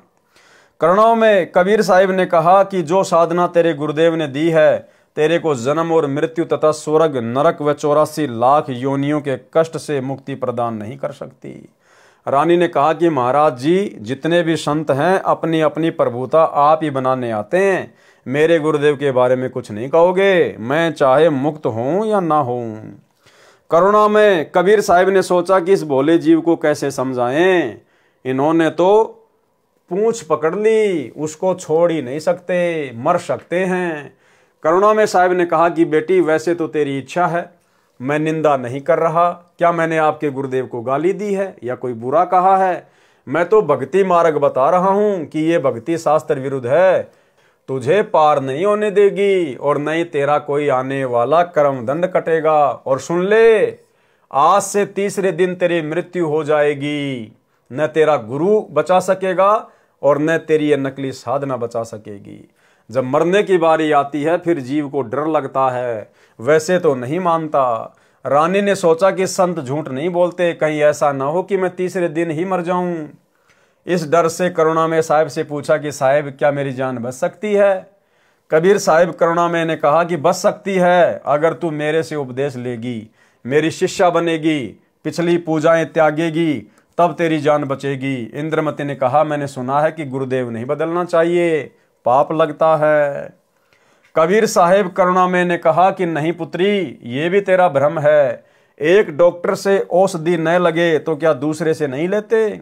एक 5वीं कक्षा का अध्यापक होता है, फिर एक उच्च कक्षा का अध्यापक होता है। बेटी, अगली कक्षा में जाना होगा, क्या सारी उम्र 5वीं कक्षा में ही लगी रहेगी? इसको छोड़कर जाना पड़ेगा। तू अब आगे की पढ़ाई पढ़, मैं पढ़ाने आया हूं। वैसे तो नहीं मानती, परंतु मृत्यु दिखने लगी कि संत कह रहा है तो कहीं बात ना बिगड़ जाए। ऐसा विचार करके इंद्रमती ने कहा कि जैसे आप कहोगे मैं वैसे ही करूंगी। करुणा में कबीर साहिब ने उपदेश दिया, कहा कि तीसरे दिन मेरे रूप में काल आएगा, तू उससे बोलना मत। जो मैंने नाम दिया है 2 मिनट तक इसका जाप करना, 2 मिनट के बाद उसको देखना है, उसके बाद सत्कार करना है।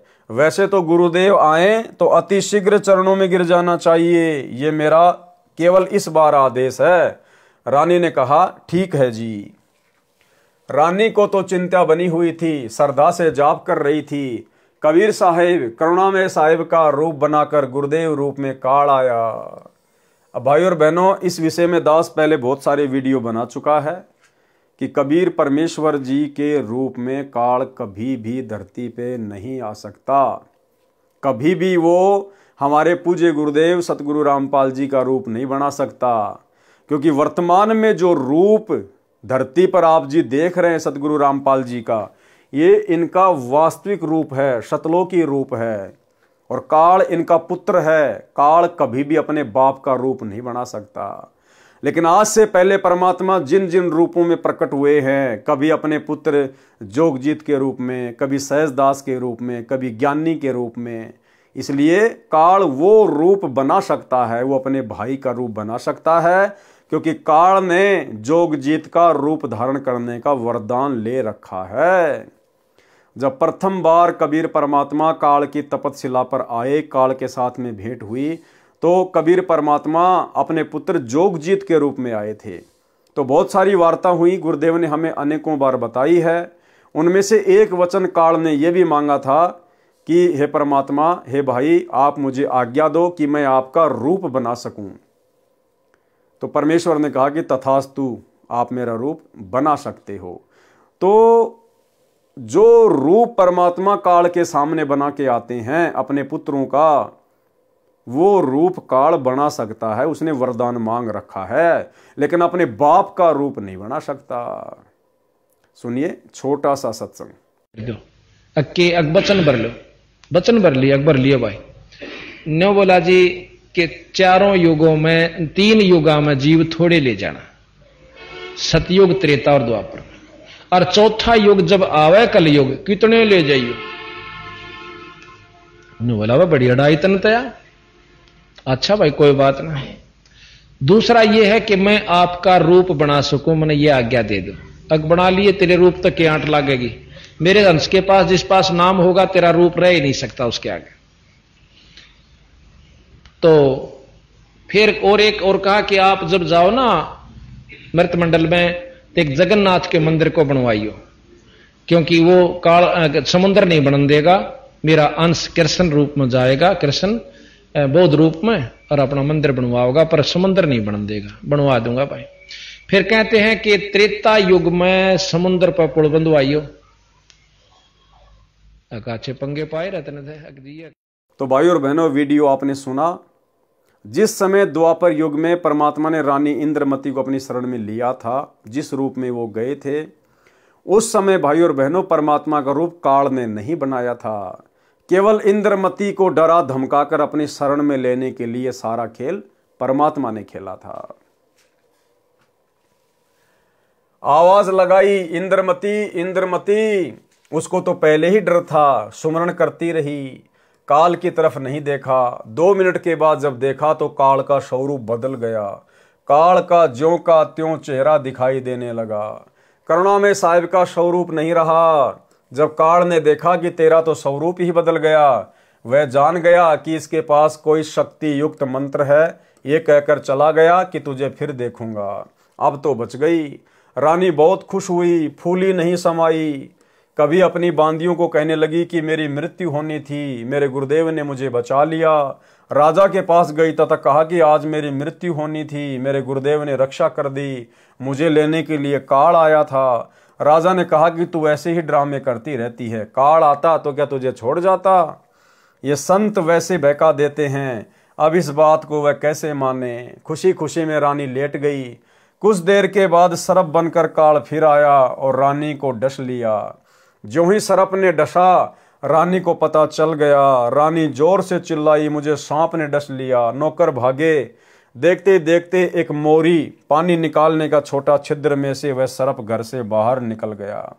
अपने गुरुदेव को पुकार कर रानी बेहोश हो गई।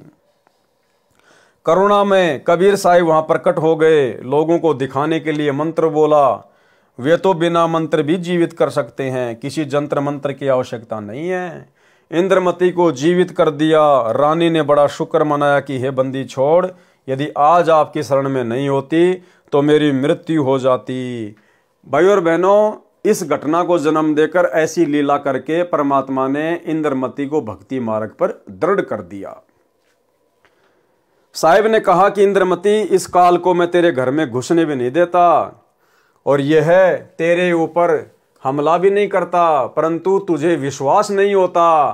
तू ये सोचती कि मेरे ऊपर कोई आपत्ति नहीं आनी थी, गुरुजी ने मुझे बहकाकर नाम दे दिया, इसलिए तेरे को थोड़ा सा झटका दिखाया है। क्या कह रहे परमात्मा?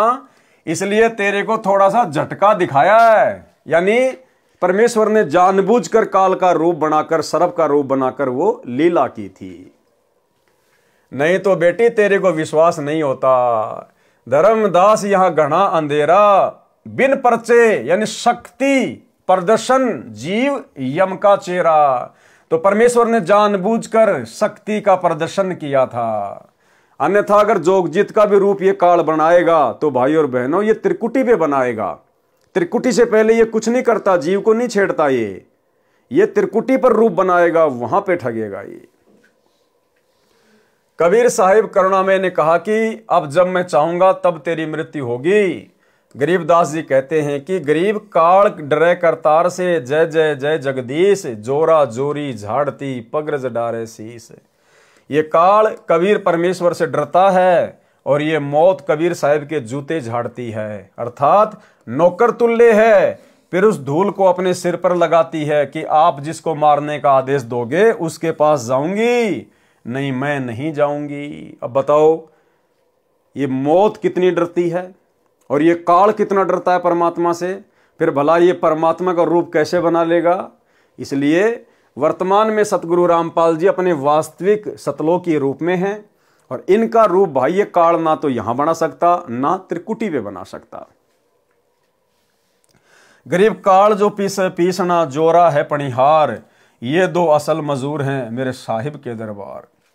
ये काल जो यहाँ का 21 ब्रह्मांड का भगवान ब्रह्म है, जो ब्रह्मा विष्णु महेश का पिता है, ये तो मेरे कबीर साहिब का आटा पीसता है। अब बताओ भगवान का आटा पीसने वाला कैसे भगवान का रूप बना लेगा।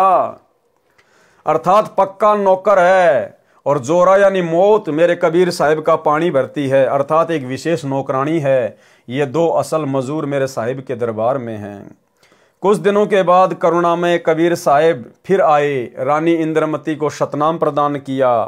फिर कुछ समय के उपरांत करुणामय साहिब ने रानी इंद्रमती की अति श्रद्धा देखकर सारनाम दिया, परम पद की उपलब्धि करवाई। परमेश्वर करुणामय रूप से रानी के घर दर्शन देने जाते रहते थे तो इंद्रमती प्रार्थना किया करती थी कि मेरे पति राजा को समझाओ मालिक, ये भी मान जाए, आपके चरणों में आ जाए तो मेरा जीवन सफल हो जाएगा। अब ये भी जीव की कमजोरी होती है कि मेरा पति भी आपके चरणों में आ जाए तो मेरा जीवन सफल हो जाए, ये भी जीव की एक कमजोरी होती है। चंद्र विजय से कबीर साहिब ने प्रार्थना की कि चंद्र विजय आप भी नाम लो, ये 2 दिन का राज और ठाट है, फिर 84 लाख योनियों में प्राणी चला जाएगा। चंद्र विजय ने कहा कि भगवान मैं तो नाम लूं नहीं और आपकी शिष्या को मना करूं नहीं, चाहे सारे खजाने को ही दान करो, चाहे किसी प्रकार का सत्संग करवाओ, मैं मना नहीं करूंगा। कबीर साहिब करुणामय ने पूछा आप नाम क्यों नहीं लोगे।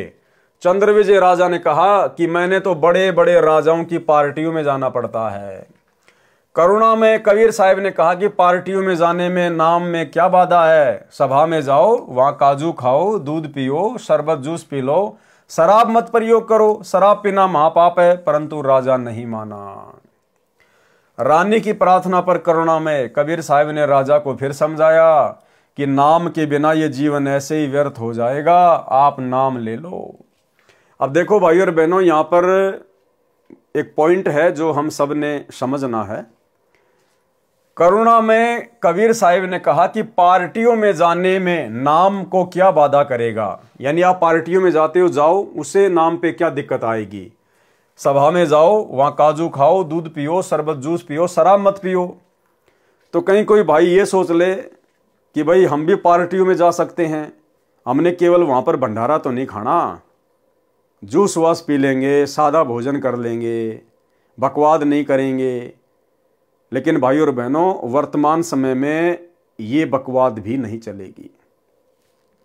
आप कहीं भी जॉब करते हैं, आपके बॉस के लड़के का जन्मदिन है, तो आप इस बात को आधार बना के कहीं पार्टी में चले जाओ कि भाई गुरुजी ने कह रखा है कबीर सागर के सरलार्थ में कि पार्टी में जाने से थोड़ी नाम खंड होता है।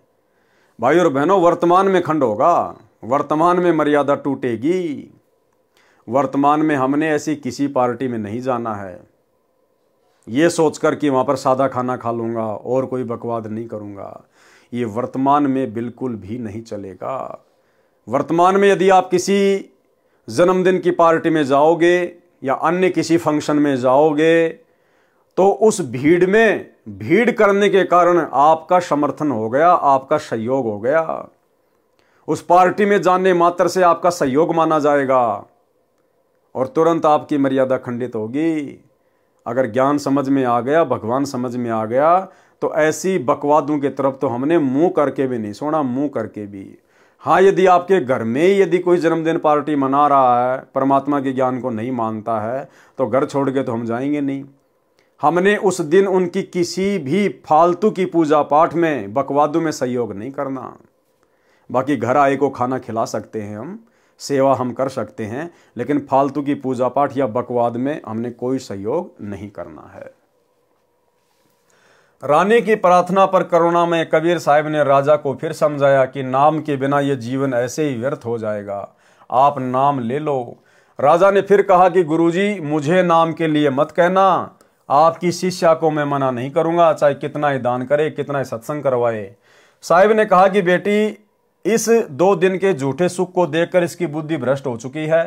तू प्रभु के चरणों में लगी रहे, अपना आत्म कल्याण करवा। मृत्यु के उपरांत कोई किसी का पति नहीं, कोई किसी की पत्नी नहीं। 2 दिन का संबंध है, अपना कर्म बना बेटी। जब इंद्रमती 80 वर्ष की बूढ़ी हुई, कहाँ 40 साल की उम्र में मर जाना था। जब शरीर भी हिलने लगा, तब करुणा में कबीर साहिब बोले, अब बोल इंद्रमती, क्या चाहती है? चलना चाहती है सतलोक? इंद्रमती ने कहा कि प्रभु तैयार हूं, बिल्कुल तैयार हूं दाता। करुणा में साहिब ने कहा कि तेरे पोते या पोती या किसी अन्य सदस्य में कोई ममता तो नहीं है? रानी ने कहा, बिल्कुल नहीं साहेब, आपने ज्ञान ही ऐसा निर्मल दे दिया, इस गंदे लोक की क्या इच्छा करूं। कबीर साहिब करुणा में जी ने कहा कि चल बेटी। रानी प्राण त्याग गई। भाई और बहनों, आने वाले समय में इस सत भक्ति के प्रभाव से, मर्यादा में रहकर आजीवन भक्ति करने के प्रभाव से, आने वाले समय में आप और हम भगत भाई बहनों के भी इसी प्रकार से शरीर छूटेंगे। ना कोई बीमारी से, ना कोई रोग से, ना एक्सीडेंट से, ना लड़ाई झगड़े से। बिल्कुल जैसे पका हुआ आम जरा सी हवा लगते ही तुरंत टूट के नीचे गिर जाता है, इस प्रकार से भगत का शरीर छूटता है। लेकिन दुर्भाग्य, वर्तमान में सतलोक आश्रमों से जुड़े हुए भगत भाई बहनों की किस प्रकार से एक्सीडेंट में, लड़ाई झगड़ों में, फांसी खा खा के, कोरोना में, बीमारियों से अकाल मृत्यु हो रही है। आश्रमों में सेवा करते करते भगत लोग ट्रैक्टर के नीचे दब दब के मर रहे हैं, पानी के टैंकर में मर रहे हैं आश्रमों में। और फिर भी पीला पर्चा निकाल के भगत समाज को गुमराह कर दिया जाता है कि गुरुजी का आदेश आ गया, वो तो मेरा सैनिक था, वो तो सतलोक गया। जबकि परमात्मा क्या कह रहे हैं? ये मौत परमात्मा के हुक्म से चलती है कि हे परमेश्वर, आप जिसके पास जाने को कहोगे उसी के पास जाऊंगी, अन्यथा आपके भगत को हाथ भी नहीं लगाऊंगी। और भाई और बहनों, अगर भक्तों की मौत भी इसी प्रकार से भक्तिहीन जगत वाले लोगों की तरह एक्सीडेंट में या अन्य किसी बीमारी से तड़प तड़प के होगी, फिर एक भक्ति करने वाले भगत में और बकवाद करने वाले जगत के व्यक्ति में भला क्या अंतर हो गया? अगर जगत वालों की तरह ही भगत को मरना है तो एक छोटा सा सत्संग जिसमें गुरुदेव यही समझा रहे हैं कि मेरे भक्तों की मौत जगत वालों की तरह नहीं होगी। सुनिए सत्संग। परमात्मा कहते हैं, भाई कहाँ जन्मे कहाँ पाले पोसे, और खूब लड़ाए लाडे, ना बेरा इस देह के कहाँ खंडेंगे हाडे। ना जर बेरा कित मारेगा काल। कबीर कहाँ गर्बियो ये काल गह करके से, ना बेरा कित मारेगा यो के घर के परदेश। कहते हैं के फूला फिर से छोटे से नकली सुख मान रहा तू, और काल जो है तेरे बाल पकड़ेगा। काल गह कर केश, कर माने हाथ, केस माने बाल, और ना बेरा कित मारेगा के घर के प्रदेश। अब आपने उस आंध्र प्रदेश के मुख्यमंत्री की स्थिति देखी, ने कहा रहे किसी जगह मारेगा काल की तो पानी पैनी अभी ना पावे, वहाँ पटका ठाक है 3 दिन मत नो बेरा पट्टा पड़ा कहाँ पर है। तो पुण्यात्माओं, बात ये नहीं कि वो मर गए इस तरीके से, लेकिन जो थोड़े से जिनको हम बड़े व्यक्ति मानते हैं उनकी दुर्गति होती दिखे ना, जब ये मन पापी ठीक ठिकाना आ जाता है। आम आदमी तो रोजमर्रा है, उसकी तो चिंता नहीं, मानते नहीं। ऐसे जो जिनको हम सुप्रीम पावर माना थे, मुख्यमंत्री बिरानी के पहाड़ मानते थे हम बिना ज्ञान में, और उसकी के दुर्गति हुई। कहते हैं जो भक्ति नहीं करता उनके ये बिरान माटी होंगी, और जो परमात्मा का नाम लेता है उनके साथ ऐसा नहीं होगा, ये गारंटीड बात है। अगर इतना भी अंतर नहीं है फिर भगवान की आवश्यकता ही समाप्त हो जाती है। ध्रुव प्रहलाद मीराबाई के इतिहास देख लो, मीराबाई को विष पिलाया गया था, विष भी अमृत बन गया उस परमात्मा की भक्ति और शक्ति से। इसलिए पुण्यात्माओं, आपको जो ये क्रिया कर रहे हैं आपका घनी काम आओगी। अब तो आपको ना इतना महसूस हो रहा है, लेकिन आने वाले समय में कहते हैं कल्पे कारण कौन है, कर सेवा भी काम, और मन इच्छा फल देऊंगा जो पड़े मेरे ते काम। आपका मित्र है मुख्यमंत्री, आपका मित्र है प्रधानमंत्री, आपका एक्सीडेंट हो जाता है, एक्सीडेंट में मृत्यु हो जाती है, वो नहीं बचा सकता, चाहे आपको कितना ही निकटतम है, वो स्वयं अपनी जान नहीं बचा सकता। तो वहाँ धनी का रोल शुरू हो जाता है, जहाँ परमात्मा का रोल शुरू होता है, जो ऐसे स्थान पर आपकी रक्षा करेगा। तो हमने इन अन्य सहारों को त्याग कर परमात्मा का आसरा ही लेना चाहिए। तो भाई और बहनों, आप और हमने तो गुरुदेव की मर्यादा में रह के भक्ति करके, और हमने तो सहज मृत्यु को प्राप्त होना है, सहज मृत्यु को। और ये पहचान है, जब तक भगत सहज मृत्यु को प्राप्त नहीं होगा वो कभी भी सतलोक नहीं जा सकता। परमेश्वर कबीर जी करुणा में रानी इंद्रमती की आत्मा को ऊपर ले गए। इसी ब्रह्मांड में एक मानसरोवर है, उस मानसरोवर में इस आत्मा को स्नान कराना होता है। इंद्रमती को वहां पर कुछ समय तक रखा। करुणामय रूप में कबीर परमेश्वर जी ने रानी से पूछा कि तेरी कुछ इच्छा तो नहीं है? यदि इच्छा रही तो दोबारा जन्म देना पड़ेगा। यदि मन में संतान व संपत्ति या पति पत्नी आदि की इच्छा थोड़ी सी भी रह गई तो आत्मा सतलोक नहीं जा सकती। इंद्रमती ने कहा, साहेब आप तो अंतर्यामी हो, कोई इच्छा नहीं है, आपके चरणों की इच्छा है। केवल एक मन में शंका बनी हुई है कि मेरा जो पति था उसने मुझे किसी भी धार्मिक कर्म के लिए कभी मना नहीं किया, नहीं तो आजकल के पति अपनी पत्नियों को बाधा कर देते हैं। यदि वह मुझे मना कर देता तो मैं आपके चरणों में नहीं लग पाती, मेरा कल्याण नहीं होता। उसका इस शुभ कर्म में सहयोग का कुछ लाभ मिलता हो तो कभी उस पर भी दया करना दाता। अब भाई और बहनों, ये भी कमजोरी है। हमने केवल शिक्षा लेनी है, शिक्षा। ये कथाएं हमारे मनोरंजन के लिए नहीं है, हर एक कथा का एक सारांश निकलता है। यदि वर्तमान में कलयुग की बिचली पीढ़ी में गुरुदेव के द्वारा इतना अनमोल गूढ़ ज्ञान परमाणु सहित देने के बावजूद भी यदि आप और हम भगत भाई बहनों की अंत काल में अगर इंद्रमती की तरह जरा भी अपने परिवार के किसी सदस्य में, पोता पोती में, पति पत्नी में, बेटा बेटी में, कार कोठी या संपत्ति में रह गई जरा सी भी, भले आप छुपा दो, भले आप ऊपरी मन से दिखावा करोगे नहीं परमात्मा, नहीं गुरुदेव मेरी कोई इच्छा नहीं है, लेकिन वो अंतर्यामी है, वो अंदर से देखेगा। और आप परमात्मा को झूठ बोलने के कारण, परमात्मा से छुपाने के कारण डबल दोषी हो जाओगे, डबल दोषी। इसलिए हम भगत भाई बहनों ने ज्ञान को आधार बनाकर यहाँ की किसी भी वस्तु में हमने कोई मोह अंत समय में नहीं लगाना है। केवल परमात्मा के चरण, केवल परमात्मा का सतलोक, केवल परमात्मा की भक्ति, यहां से पीछा छुटवाने का ही प्रयास करना है हमने। करुणामय जी ने देखा कि ये नादान इसके पीछे फिर अटक गई। साहेब बोले, ठीक है बेटी, अभी तू 2-4 वर्ष यहां रह। अब 2 वर्ष के बाद राजा भी मरने लगा, क्योंकि नाम ले नहीं रखा था। यम के दूत आए, राजा चौक में चक्कर खाकर गिर गया। यम के दूतों ने उसकी गर्दन को दबाया, राजा की टट्टी और पेशाब निकल गया। करुणा में कबीर परमेश्वर ने रानी को कहा कि देख तेरे राजा की क्या हालत हो रही है। वहां से कबीर परमेश्वर दिखा रहे हैं। तब रानी ने कहा कि देख लो दाता, यदि उसका भक्ति में सहयोग का कोई फल बनता हो तो दया कर लो। रानी को फिर भी थोड़ी सी ममता बनी थी। परमेश्वर कबीर करुणामय ने सोचा कि यह फिर कालजाल में फंसेगी। ये सोचकर मानसरोवर से वहां गए जहां राजा चंद्रविजय अपने महल में अचेत पड़ा था। यमदूत उसके प्राण निकाल रहे थे। कबीर परमेश्वर जी के आते ही यमदूत ऐसे आकाश में उड़ गए जैसे मुर्दे से गिद्ध उड़ जाते हैं। चंद्रविजय होश में आ गया। सामने करुणामय रूप में परमेश्वर कबीर जी खड़े थे। केवल चंद्रविजय को दिखाई दे रहे थे, किसी अन्य को दिखाई नहीं दे रहे थे।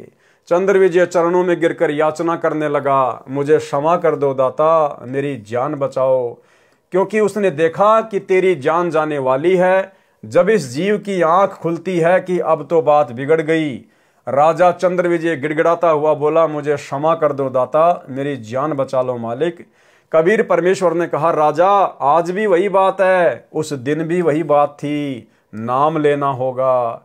राजा ने कहा मैं नाम ले लूंगा जी, अभी ले लूंगा नाम। कबीर परमेश्वर ने नाम उपदेश दिया तथा कहा कि अब मैं तुझे 2 वर्ष की आयु दूंगा, यदि इसमें एक श्वास भी खाली चला गया तो फिर कर्मदंड रह जाएगा। कबीर जीवन तो थोड़ा ही भला, जय सत सुमरण होय, लाख बरस का जीवना लेख धरे न कोई। शुभ कर्म में सहयोग दिया हुआ पिछला कर्म और साथ में श्रद्धा से 2 वर्ष के सुमरण से तथा तीनों नाम प्राप्त करके कबीर साहिब चंद्र विजय को भी पार कर ले गए। बोलो सतगुरुदेव की जय। फिर धर्मदास जी ने प्रश्न किया। धर्मदास जी ने कहा, हे कबीर परमेश्वर, हमारे को तो ब्राह्मणों विद्वानों ने यही बताया था कि पांडवों की अश्वमेघ यज्ञ को श्री कृष्ण भगत सुदर्शन सुपच ने सफल की थी तथा भगवान कृष्ण जी ने गीता में कहा कि अर्जुन युद्ध कर, तुझे कोई पाप नहीं लगेगा। ये सर्व योद्धा मेरे द्वारा पहले से मार दिए गए हैं, तू निमित्त मात्र बन जा। कहीं तू युद्ध में मारा गया तो स्वर्ग जाएगा, यदि तू युद्ध में मारा गया तो स्वर्ग जाएगा, यदि युद्ध में जीत गया तो पृथ्वी के राज्य का सुख भोगेगा। उत्तर दिया कबीर परमात्मा ने। कबीर परमेश्वर जी ने कहा, धर्मदास, सुदर्शन सुपथ श्री कृष्ण भगत नहीं था, वह पूर्ण ब्रह्म का उपासक था। सुन पांडवों के यज्ञ के संपूर्ण होने की कथा। कृपया निम्न पढ़े पाठक जन। परमेश्वर कबीर जी द्वारा बताया पांडव यज्ञ का प्रकरण, जो धर्मदास जी ने सप्तम वेद के पद्य भाग में लिखा है लेखक के शब्दों में। पांडवों की यज्ञ में सुपच सुदर्शन द्वारा शंख बजाना। अब भाइयों और बहनों, आज के वीडियो में हम केवल इतना ही लेंगे। कल रात्रि 8 बजे हम इस कथा को पांडवों के अश्वमेघ यज्ञ में सुपच सुदर्शन के रूप में, यानी अपने भगत के रूप में कबीर परमात्मा के द्वारा जाकर उनकी यज्ञ को सफल करना, इस प्रकरण को हम कल रात्रि 8 बजे लेंगे। तो आज के वीडियो में केवल इतना ही। कल रात्रि सभी भाई बहन फिर से लाइव जुड़िए। तब तक गुरुदेव भगवान हम सबको आज्ञा दें, इजाज़त दें, आशीर्वाद दें। बंदी छोड़ सतगुरु रामपाल जी भगवान की जय हो।